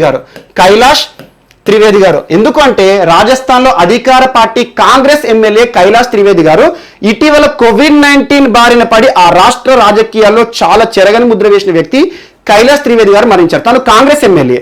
అండ్ గుర్తుంచుకోండి, ఈరోజు మరొక ఎమ్మెల్యే, ప్రస్తుతం ఎమ్మెల్యే, మాజీ మంత్రి రాష్ట్రంలో కిరణ్ మహేశ్వరి గారు కోవిడ్-19 బారిన పడి ప్రాణాలు కోల్పోయిన మరొక రాజకీయ నేత, ప్రముఖులు వార్తలు నిలిచారు. అండ్ ఇటీవల కోవిడ్-19 బారిన మరణించిన వ్యక్తులు ఎవరైతే ఉన్నారో రాజకీయ నాయకులకు సంబంధించి ప్రత్యేక శ్రద్ధ చూపండి. ఎగ్జాంపుల్, ఉత్తరప్రదేశ్ రాష్ట్రానికి సంబంధించి చేతన్ చౌహాన్ గారు, కమలా వరుణ్ గారు కేంద్ర మంత్రులుగా విధులు నిర్వర్తిస్తూ కోవిడ్-19 బారిన పడి మరణించారు. కొంతమంది కోలుకొని మరణించారు. బీహార్ రాష్ట్రంలో 2 మంత్రులు కన్జిక్యూటివ్ ఒకరి తర్వాత ఒకరు మరణించారు. కపిల్ దేవ్ కామత్ గారు కానివ్వండి, వినోద్ కుమార్ సింగ్ గారు కోవిడ్-19 బారిన పడి కోలుకొని మరణించారు. నాగాలాండ్ రాష్ట్ర మంత్రి చాంగ్షన్ మాంకో సుంకుమ్ ఛాంగ్ మోస్ట్ ఇంపార్టెంట్. మరియు ఇటీవల కాలంలో అంబజగన్ గారు కానివ్వండి, తమిళనాడు రాష్ట్రానికి సంబంధించి తమోనాష్ ఘోష్ మనకి వెస్ట్ బెంగాల్ రాష్ట్రానికి సంబంధించి కానివ్వండి, అండ్ ఏపీకి సంబంధించి కొంతమంది ప్రముఖ వ్యక్తులు. ఎగ్జాంపుల్ మనకి బల్లి దుర్గాప్రసాద్ గారు తిరుపతి ఎంపీ. సో ప్రస్తుతం తిరుపతిలో ఉప ఎన్నికలు జరగబోతున్నాయి. అండ్ మనకు రైల్వే శాఖ సహాయ మంత్రి సురేష్ అంగడి గారు కోవిడ్-19 బారిన పడి మరణించారు. అండ్ వీటితో పాటు మన రాష్ట్రాలకు సంబంధించి, తెలుగు రాష్ట్రాలకు సంబంధించి ఇటీవల మరణించిన రాజకీయ ప్రముఖుల గురించి ప్రత్యేకంగా ఇస్తున్నాను నేను. ఖచ్చితంగా రాష్ట్ర స్థాయిలో అడిగే ప్రశ్నల వాటి గురించి అడుగుతారు. సో ఈరోజు మరొక రాజకీయ నేత, సీనియర్ రాజకీయ నేత, మాజీ మంత్రి, రాజస్థాన్ రాజకీయాల్లో చెరగని ముద్ర వేసిన కిరణ్ మహేశ్వరి గారు కోవిడ్-19 బారిన పడి మరణించిన మరొక రాజకీయ ప్రముఖురాలు. జస్ట్ ఒకరి మరణం, కైలాష్ త్రివేది గారి మరణం మనం మరవక ముందే మరొక రాష్ట్ర ఎమ్మెల్యే మరణించడం జరిగింది. సో 2 వ్యక్తులు కూడా రాజస్థాన్ రాష్ట్రానికి సంబంధించిన వ్యక్తులే. అండ్ నెక్స్ట్ మరొక వ్యక్తి ఈరోజు నోముల నరసింహయ్య లేదా నరసింహులు. సో నోముల నరసింహులు సీనియర్ మోస్ట్ రాజకీయ నాయకుడు, తెలంగాణ రాష్ట్రానికి సంబంధించి చాలా సీనియర్. సిపిఎం పార్టీలో చాలా ఏళ్ల పాటు తన సర్వీసెస్ ఇచ్చాడు. సిపిఎం రాష్ట్రం అంటే సిపిఎం పార్టీ నుండి రాష్ట్రంలో 2 సార్లు ఎమ్మెల్యే గెలిచాడు ఉమ్మడి ఆంధ్రప్రదేశ్లో. 1999, 2004 2 సార్లు కమ్యూనిస్ట్ పార్టీ ఎమ్మెల్యేగా తను అసెంబ్లీకి కూడా వెళ్ళాడు. సో మోస్ట్ ఇంపార్టెంట్, సిపిఎం నుండి ఎమ్మెల్యే గెలపడం అంటే మామూలు విషయం కాదు. అలాంటి ఒక వ్యక్తి ఈరోజు నోముల నరసింహులు గారు అనారోగ్య సమస్యలతో బాధపడుతూ మరణించడం జరిగింది. అండ్ ఇంకొక అంశం, ప్రస్తుతం ఇతను MLA, sitting MLA, most important. ప్రస్తుతం తెలంగాణ రాష్ట్రంలో అధికారంలో ఉన్న పార్టీ టిఆర్ఎస్, తెరాస, తెలంగాణ రాష్ట్ర సమితి అధికార పార్టీలో ఎమ్మెల్యేగా నాగార్జున సాగర్ నుండి గెలుపొందిన వ్యక్తి నాగార్జున సాగర్. సో నాగార్జున సాగర్ అనగానే ఒక వ్యక్తికి కంచుకోట. జానారెడ్డి గారు మాజీ ఆంధ్రప్రదేశ్, ఉమ్మడి ఆంధ్రప్రదేశ్ మాజీ హోంమంత్రి. సో అలా కాంగ్రెస్ దిగ్గజం జానారెడ్డి గారి పైన 2018లో తెరాస పార్టీ నుండి గెలుపొందిన వ్యక్తి నోముల నరసింహులు గారు. కమ్యూనిస్టు పార్టీలో చాలా ఏళ్ల పాటు కొన్ని సుదీర్ఘకాలం సేవలు ఇచ్చాడు. ఆ తర్వాత పార్టీ మనుగడ పోతుందని చెప్పేసి, సో వ్యక్తిగా మరిన్ని సేవలు ఇవ్వాలని చెప్పేసి అధికార పార్టీకి రావడం జరిగింది. అలా మనకు తెరాస, సో తెలంగాణ రాష్ట్ర సమితి పార్టీలో చేరి 2018లో మొదటిసారి తెలంగాణ రాష్ట్ర సమితి నుండి ఎమ్మెల్యే గెలుపొందాడు. ఎమ్మెల్యేగా గెలుపు పొందడం కూడా రాష్ట్ర వ్యాప్తంగా చర్చనీయాంశమైంది. ఎందుకంటే కాంగ్రెస్ దిగ్గజం జానారెడ్డి గారి పైన గెలుపొందిన వ్యక్తి ఈరోజు అనారోగ్య సమస్యలతో మరణిస్తూ వార్తలు నిలిచారు. మోస్ట్ ఇంపార్టెంట్, తెలంగాణ రాష్ట్రానికి సంబంధించిన వ్యక్తి. సో తెలంగాణ రాష్ట్రంలో జరిగే ఎగ్జామ్స్లో అడుగుతారు. సో ఏపీకి సంబంధించిన బల్లి దుర్గాప్రసాద్ అన్నాను కదా, అలాగే రాష్ట్రీయ అంశాల్లో కూడా ప్రముఖులు, రాజకీయ మరణాలు ఏవైతే వార్తలు ఇస్తున్నా వాటి గురించి తరచూ నేను చెప్తున్నాను. అంతకుముందు కూడా ఒక కమ్యూనిస్ట్ పార్టీ నాయకుడు దిగ్గజం మరణించారని చెప్పాను తెలంగాణ రాష్ట్రానికి సంబంధించి. సో వీరందరి గురించి ప్రత్యేకంగా చూడండి. నోముల నరసింహులు గారు 3 సార్లు ఎమ్మెల్యే గెలుపొందాడు. 2 సార్లు సిపిఎం నుండి, ఒకసారి మనకి తెలంగాణ రాష్ట్ర సమితి 2018లో జరిగిన ఎన్నికలు ఏవైతే ఉంటాయో అందులో ఎమ్మెల్యేగా, ప్రస్తుతం సిట్టింగ్ ఎమ్మెల్యేగా ఉంటూ అనారోగ్య సమస్యల బారిన పడి మరణించడం జరిగింది. అండ్ నెక్స్ట్ పర్సన్ ఈరోజు వార్తలు నిలిచిన person AR Rahman. So AR Rahman అసలు పరిచయమే అవసరం లేని పేరు, అందరికీ తెలిసిన పేరు. నాట్ ఓన్లీ ఇన్ ఇండియా, మన ఇండియాలోనే కాదు, భారతదేశంలోనే కాదు, ప్రపంచవ్యాప్తంగా గుర్తింపు పొందిన సంగీత దర్శకుడు, మ్యూజిక్ డైరెక్టర్. ఎందుకు అంటే అకాడమీ అవార్డు ఆస్కార్ పురస్కారాన్ని పొందాడు. ఆస్కార్ పురస్కారాన్ని పొందిన వ్యక్తి అంటే మామూలు వ్యక్తి కాదు. ఎందుకంటే ఆస్కార్ అవార్డ్స్లో ఒక్కసారి ప్రత్యక్షంగా వీక్షిస్తే చాలని చెప్పేసి ప్రతి నటుడు నటిమని అనుకుంటారు. జీవితంలో ఒక్కసారైనా కూడా ఆస్కార్ అవార్డు పురస్కారం ఉంటుంది కదా, అక్కడ అటెండ్ అవ్వాలి, ఇన్విటేషన్ వస్తే చాలనుకుంటారు. ఇన్విటేషన్ రావడమే గొప్ప, ఆ ఫంక్షన్కి రాండి అని చెప్పేసి. అలాంటిది ఆస్కార్ని పొందడం అంటే ఇక ప్రపంచంలోనే గుర్తింపు పొందినట్లు. అలాంటి ఆస్కార్ పురస్కారాన్ని పొందిన భారతీయుడు ఏఆర్ రెహమాన్ గారు. ఆయన చిన్న వయస్సులోనే ఏఆర్ రెహమాన్ గారు ఆస్కార్ పురస్కారాన్ని పొందాడు. సో స్లమ్ డాగ్ మిలియనేర్ చిత్రానికి. ఈరోజు మరొక అరుదైన గౌరవం పొందిన వ్యక్తిగా వార్తలు నిలిచారు. బాఫ్టా. సో కొన్ని సినీ చిత్రరంగానికి సంబంధించి కొన్ని సంస్థల గురించి ఖచ్చితంగా చూడండి. ఆస్కార్ కానివ్వండి, బాఫ్టా కానివ్వండి, ఎమ్మీ అవార్డ్స్ కానివ్వండి, సో టొరంటో ఫిల్మ్ ఫెస్టివల్ కానివ్వండి, టోక్యో ఫిల్మ్ ఫెస్టివల్స్ కానివ్వండి, వీటి గురించి ప్రత్యేకంగా చూడండి. సో బాఫ్టా అంటే ఏంటి? British academy for films television artists. British academy for films television and artist బాఫ్టాకి సంబంధించి నూతన అంబాసిడర్గా, ఇండియన్ అంబాసిడర్గా ఈరోజు వార్తలు నిలిచారు నెట్ఫ్లిక్స్ సహకారంతో. సో నెట్ఫ్లిక్స్ అనేది ఇటీవల ఒక అంశాన్ని చెప్పాను మీకు నెట్ఫ్లిక్స్ సంబంధించి. ఎందుకంటే ప్రస్తుతం ఓటీటీలో ప్రపంచవ్యాప్తంగా కూడా గుర్తింపు పొందింది నెట్ఫ్లిక్స్. సో నెట్ఫ్లిక్స్ సహకారంతో ఇండియన్ అంబాసిడర్ ఆఫ్ బాఫ్టాగా ఈరోజు వార్తలు నిలిచారు ఏఆర్ రెహమాన్ గారు. Indian break through initiative ambassador, తన పేరు గుర్తుంచుకోండి. ఆ నియామకానికి సంబంధించి Indian break through initiative ambassador. Indian break through initiative ambassador. తనకి ఇవ్వబడిన అధికారం లేదా విధులు ఏంటంటే ఇండియా నుండి నూతన నటీనటులను కానివ్వండి, అద్భుత ప్రతిభ కలిగిన వ్యక్తులను గుర్తించేసి అంతర్జాతీయ స్థాయిలో వాళ్ళని వెలుగులోకి తీసుకురావడం. అందుకోసం చెప్పేసి ఇండియన్ బ్రేక్ త్రూ ఇనిషియేటివ్ అంబాసిడర్గా ఇటీవల బాఫ్టా నుండి అంబాసిడర్గా గుర్తింపు పొందిన వ్యక్తి ఎవరు అంటారు? ఏఆర్ రెహమాన్ గారు. సంగీత దిగ్గజం, మోస్ట్ ఇంపార్టెంట్ పర్సనాలిటీ, ప్రపంచవ్యాప్తంగా గుర్తింపు పొందిన వ్యక్తి. అండ్ నెక్స్ట్ ఈరోజు సినీ చిత్రరంగానికి సంబంధించిన మరొక వ్యక్తి, ఒక వెయిట్ లిఫ్టర్ కూడా, weight lifter come artist, weight lifter. 1962లో కామన్వెల్త్ క్రీడల్లో కూడా పార్టిసిపేట్ చేశాడు వెయిట్ లిఫ్టింగ్ కేటగిరీలో. అండ్ సినిమా రంగంలో కూడా, హాలీవుడ్ చిత్రరంగంలో అద్భుతమైన ప్రతిభతో ప్రపంచవ్యాప్తంగా గుర్తింపు పొందిన వ్యక్తి డేవిడ్ ప్రౌజే లేదంటే డేవ్ ప్రౌజ్ అని గుర్తుంచుకోండి. డేవ్ ప్రౌజ్. తన యొక్క క్యారెక్టర్ ఇంపార్టెంట్. ఆయన క్యారెక్టర్ పేరు ఏంటంటే డర్త్ వ్యాడర్ అనే ఒక క్యారెక్టర్ ఉంటుంది బ్లాక్ కోట్తో. దాదాపు 7 ఫీట్స్ హైట్ ఉంటుంది. ఆ క్యారెక్టర్ ద్వారా ప్రపంచవ్యాప్తంగా గుర్తింపు పొందిన ఒక హాలీవుడ్ దిగ్గజం అండ్ వెయిట్ లిఫ్టర్ కూడా. సో వెయిట్ లిఫ్టర్, హాలీవుడ్ నటుడు ఈరోజు మరణిస్తూ వార్తలు నిలిచారు. డేవ్ ప్రౌజ్ అని గుర్తుంచుకోండి. సో చలనచిత్ర రంగానికి సంబంధించి, సినీ చిత్రరంగానికి సంబంధించి ప్రపంచవ్యాప్తంగా గుర్తింపు పొందిన వ్యక్తి. చాలా అంతర్జాతీయ పురస్కారాలను కూడా పొందాడు. ఎమ్మీ అవార్డ్స్ చాలా పొందాడు, టొరంటో ఫిల్మ్ ఫెస్టివల్స్ కానివ్వండి. సో ఎక్స్క్లూజివ్గా ఈ ఒక్క క్యారెక్టరే, డర్త్ వ్యాడర్ క్యారెక్టర్తో ప్రపంచవ్యాప్తంగా కూడా గుర్తింపు పొందిన వ్యక్తి ఈరోజు మరణిస్తూ వార్తలు నిలిచారు. హాలీవుడ్ దిగ్గజం. సో అతనికి ఉన్న మరొక ప్రతిభ ఏంటంటే కామన్వెల్త్ క్రీడ. కామన్వెల్త్ క్రీడ అంటే ఏంది? ఒకప్పుడు బ్రిటిష్ కాలనీస్ ఉంటాయి కదా, కామన్వెల్త్ అనే పదాన్ని గుర్తుంచుకోండి. కామన్వెల్త్ అని ఏ దేశాన్ని పిలుస్తారంటే, ఒకప్పుడు బ్రిటిష్ కాలనీస్ ఏవైతే ఉంటాయో, బ్రిటిష్ వారు భారతదేశంతో పాటు ప్రపంచంలోని చాలా దేశాలను రూల్ చేశారు.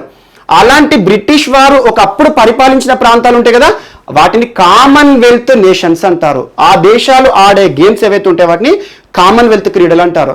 కామన్వెల్త్ దేశాలలో నియమితున్న వారిని హై కమిషనర్ అంటారు, అంబాసిడర్ అన్నారు. సో వాటికి సంబంధించిన డిఫరెన్స్ చూసుకోండి. అండ్ నెక్స్ట్ ఈరోజు మరొక వ్యక్తి విరాట్ కోహ్లీ గారు. Most important Virat Kohli. అసలు ప్రపంచవ్యాప్తంగా ప్రస్తుతం చాలా గుర్తింపు పొందిన వ్యక్తి. క్రికెట్ క్రీడలో సచిన్ తర్వాత అంతటి ప్రాముఖ్యం ఉన్న వ్యక్తుల్లో, అంతటి ప్రాధాన్యత, అంతటి ఆదరణ ఉన్న వ్యక్తులు మహేంద్ర సింగ్ ధోని, ఆ తర్వాత విరాట్ కోహ్లీ గారు. ఈరోజు ఎందుకు వార్తలు ఇచ్చారంటే fastest 22,000 runs, fastest 22,000 runs just in 462 ఇన్నింగ్సే. 462 innings అంటే, ఇన్నింగ్స్ అంటే ఏంటంటే ఒకసారి బ్యాట్ పట్టుకొని క్రీజ్కి వచ్చింది అనుకోండి, ఒకసారి కౌంట్. అలా టెస్ట్, వన్డే, 2020 అన్ని కలిపి 462 ఇన్నింగ్స్లోనే 22,000 రన్లను చేసిన ఫాస్టెస్ట్ రన్ మిషన్ గా ఈరోజు వార్తలు నిలిచారు. ఎప్పుడు అంటే ఇటీవల మనకి ఆస్ట్రేలియాలో టోర్నీ జరుగుతుంది, India versus Australia try match series. So అలా 2వ వన్డేలో తను ఈ ఘనతను సాధించాడు.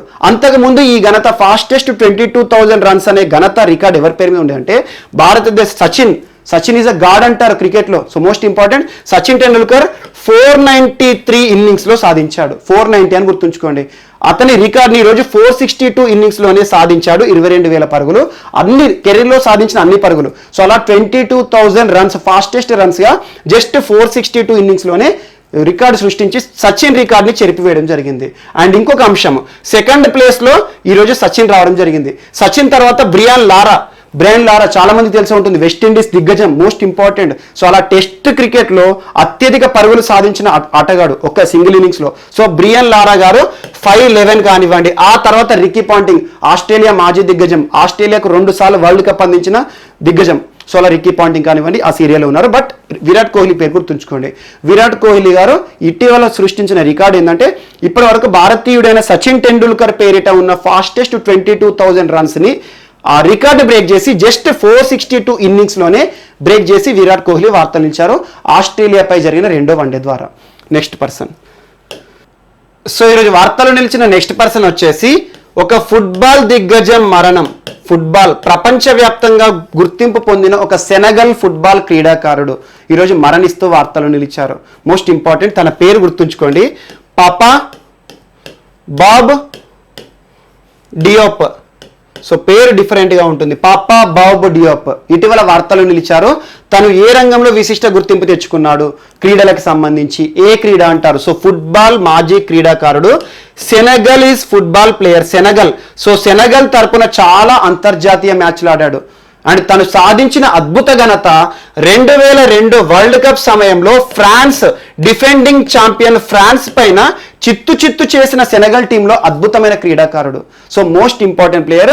మాజీ ఫుట్బాల్ దిగ్గజం మరణం ఈరోజు ఎగ్జామ్లో నేరుగా అడుగుతారు, ఎందుకంటే చాలా మంది క్రీడాకారులు మరణిస్తూ ఇటీవల వార్తలు నిలిచారు. సో తన పేరు కూడా యాడ్ చేసుకోండి, పాపా బాబ్ డియోప్. ఇటీవల వార్తలు నిలిచారు, ఏ క్రీడకి సంబంధించి వార్తలు నిలిచారు, ఎందుకు వార్తలు నిలిచారు? సో మరణిస్తూ వార్తలు నిలిచారు.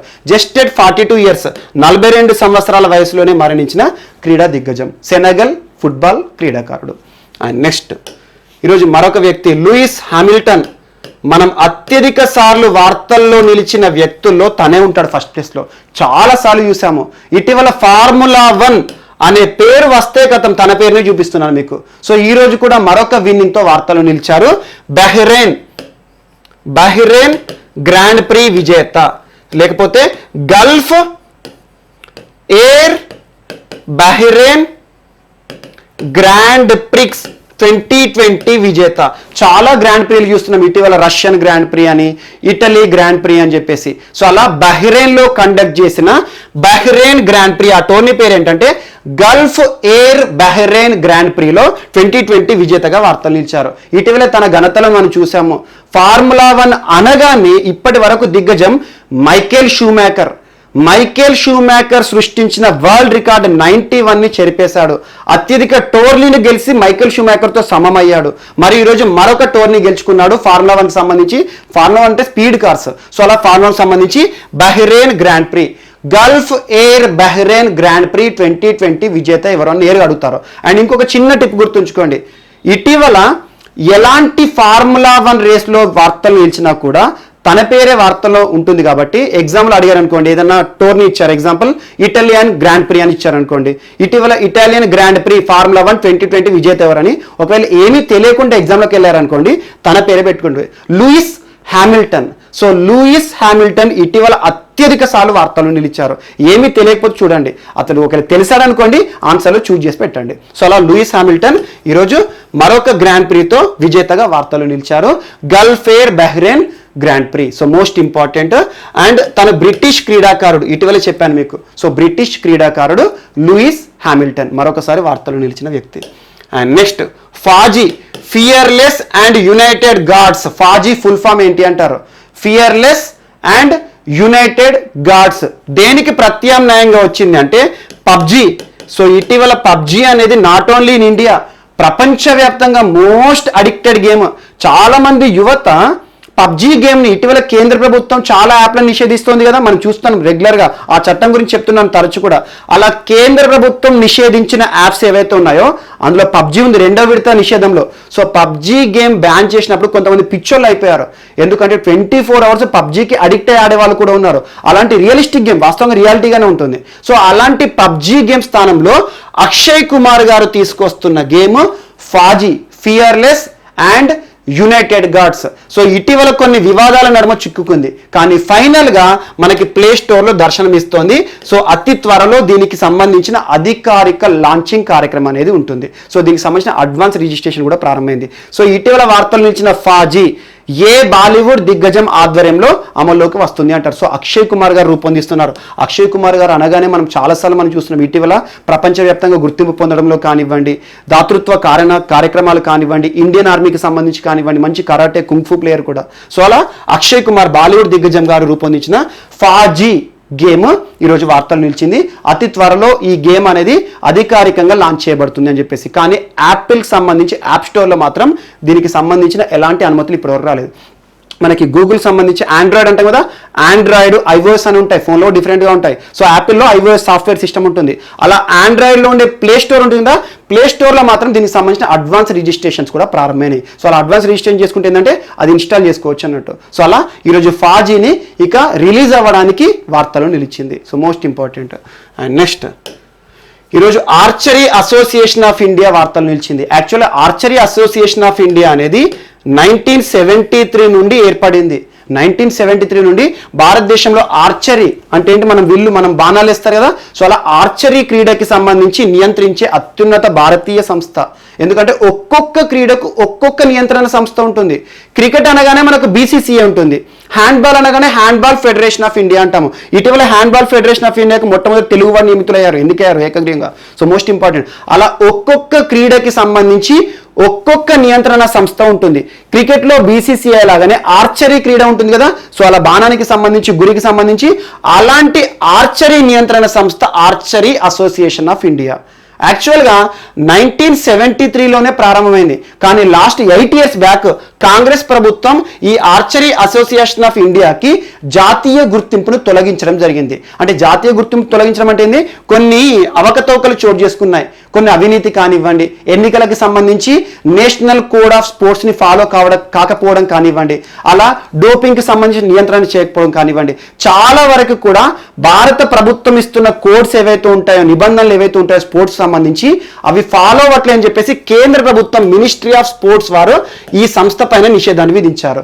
ఆటోమేటిక్గా ప్రపంచానికి సంబంధించి వరల్డ్ ఆర్చరీ ఉంటుంది, ఇంటర్నేషనల్ ఫెడరేషన్ ఆఫ్ ఆర్చరీ స్పోర్ట్కి సంబంధించి. సో వారు కూడా ఈ దేశంలో ఆర్చరీని క్యాన్సిల్ చేశారు కదా నియంత్రణ సంస్థ అని చెప్పేసి వరల్డ్ ఆర్చరీ వారు కూడా దీని గుర్తింపును తొలగించారు.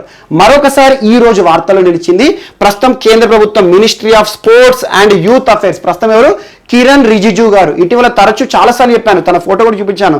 స్పోర్ట్స్ అథారిటీ ఆఫ్ ఇండియాకి నూతన లోగో కానివ్వండి, ఫిట్ ఇండియాకి సంబంధించిన కార్యక్రమాలు కానివ్వండి, సో ఇటీవల చాలా అంశాలతో వార్తలు నిలిచారు. సో అలా కిరణ్ రిజిజు గారు ministry of sports and youth affairs, so యువజన వ్యవహారాల శాఖ మంత్రి కిరణ్ రిజిజు గారు ఈరోజు అధికారిక ప్రకటన లాంచ్ చేశారు. దాని ద్వారా ఏం చెప్తున్నారంటే, ఇప్పటి వరకు బ్యానింగ్ని ఎదుర్కొన్న ఆర్చరీ అసోసియేషన్ ఆఫ్ ఇండియాకి మరొకసారి జాతీయ గుర్తింపును కేటాయించడం జరిగింది. జాతీయ గుర్తింపు అంటే భారతదేశంలో ఆర్చరీ క్రీడకి సంబంధించి అత్యున్నతంగా ఇక నిర్ణయాలు తీసుకునే అధికారము వీరిని అధికారికంగా ప్రభుత్వం గుర్తించింది అన్నట్టు. ఆటోమేటిక్గా వరల్డ్ ఆర్చరీ కూడా వీరిని గుర్తించడం జరుగుతుంది. సో ఆటోమేటిక్గా ఒక దేశంలోనే గుర్తింపు లేనప్పుడు ప్రపంచంలో గుర్తింపు ఉండదు కదా. సో అలా భారత ప్రభుత్వం వీరికి క్లియరెన్స్ ఇచ్చింది. ఇక మీదట ఆర్చరీ కార్యక్రమాలు నియంత్రించే సంస్థగా ఆర్చరీ అసోసియేషన్ ఆఫ్ ఇండియాని. So most important. And next ఈరోజు లాస్ట్ ఏషియన్ డెవలప్మెంట్ బ్యాంక్కి సంబంధించి ఒక పుస్తకం వార్తలు నిలిచింది, future of regional cooperation in Asia and the Pacific. So పేరులోనే ఉంది రీజనల్ కోఆపరేషన్ అంటున్నాను, ప్రాంతీయాలకు సంబంధించి. సో ప్రాంతాలకు సంబంధించి ప్రాంతీయ సహకారాన్ని ఏర్పాటు చేయడం. మరి ఏ ప్రాంతాల్లో, ఏషియా అండ్ పసిఫిక్ ప్రాంతాలకు సంబంధించి దేశాల మధ్యలో సహకారం ఏ రకంగా ఉంది, ప్రస్తుతం ప్రపంచాన్ని పట్టిపీడిస్తున్న కోవిడ్-19 సమయంలో దేశాల మధ్యలో సహకారం ఏ రకంగా ఉంది, ఆర్థిక సహకారాలు ఏ రకంగా ఉన్నాయి. అన్ని దేశాలు కాదు, కేవలం ఆసియా మరియు పసిఫిక్ ప్రాంతంలో ఉన్న దేశాలు ఏవైతే ఉంటాయి, మనకి ఏడీబీలో దాదాపు 68 ఉన్నాయి సభ్య దేశాలు. సో వాటన్నిటి మధ్యలో ఎలాంటి కోఆపరేషన్ అనేది అమలు అవుతుంది. ప్రస్తుతం విపత్కర పరిస్థితుల్లో ఒక దేశానికి ఒక భారతదేశం ఎలా సహకరించుకుంటుందని చెప్పేసి ఒక బుక్ రూపంలో లాంచ్ చేశారు ఈ రోజున. సో మోస్ట్ ఇంపార్టెంట్ ఆ పుస్తకం పేరు గుర్తుంచుకొని సరిపోతుంది. మనకు ఫిలిప్పీన్స్ మనీలాలో ఉన్న ఏషియన్ డెవలప్మెంట్ బ్యాంక్, ఆసియా అభివృద్ధి బ్యాంక్ అంటే ఆసియా దేశాల్లో ఉన్న ఏవైతే ఉంటాయో వాటిలో అభివృద్ధి కార్యక్రమాలు. ఇటీవల చాలా చెప్పాను మీకు, ఏషియన్ డెవలప్మెంట్ బ్యాంక్ రుణాలు అని చెప్పేసి మనం మధ్యప్రదేశ్ గురించి చూసాము, రాజస్థాన్ గురించి చూసాము, మహారాష్ట్ర గురించి చూసాము, మరియు దాంతోపాటు ఢిల్లీ, మీరట్, ఆర్ఆర్టీఎస్కి సంబంధించి కానివ్వండి చాలాసార్లు ఏషియన్ డెవలప్మెంట్ బ్యాంక్ రుణాల విషయంలో మనం వార్తలు చూసాము. సో అలాంటి ఏషియన్ డెవలప్మెంట్ బ్యాంక్, ఆసియా అభివృద్ధి బ్యాంకు ఒక పుస్తకాన్ని లాంచ్ చేసింది. ప్రస్తుతం ఆసియా దేశాలు ఏవైతే ఉంటాయో ఆసియా మరియు పసిఫిక్ ప్రాంతంలో ఉన్న దేశాల మధ్యలో ఎలాంటి సహకారం, ఆర్థిక సహకారము, కోవిడ్-19 విపత్కర పరిస్థితుల కాలంలో ఎలాంటి సహకారం ఉందని చెప్పేసి ఒక అధికారికమైన ప్రకటనను ఒక పుస్తక రూపంలో తీసుకురావడం జరిగింది. సో ఇవి మనకి పుస్తకం మరియు వార్తలో నిలిచిన వ్యక్తులు. సో మిస్లేనియస్ అంశాలు ఏమైనా మిగిలిపోతే మాత్రం మనం రేపటి క్లాస్లో యాడ్ చేసుకొని నేర్చుకుందాం. రేపు కలుద్దాం. Thank you.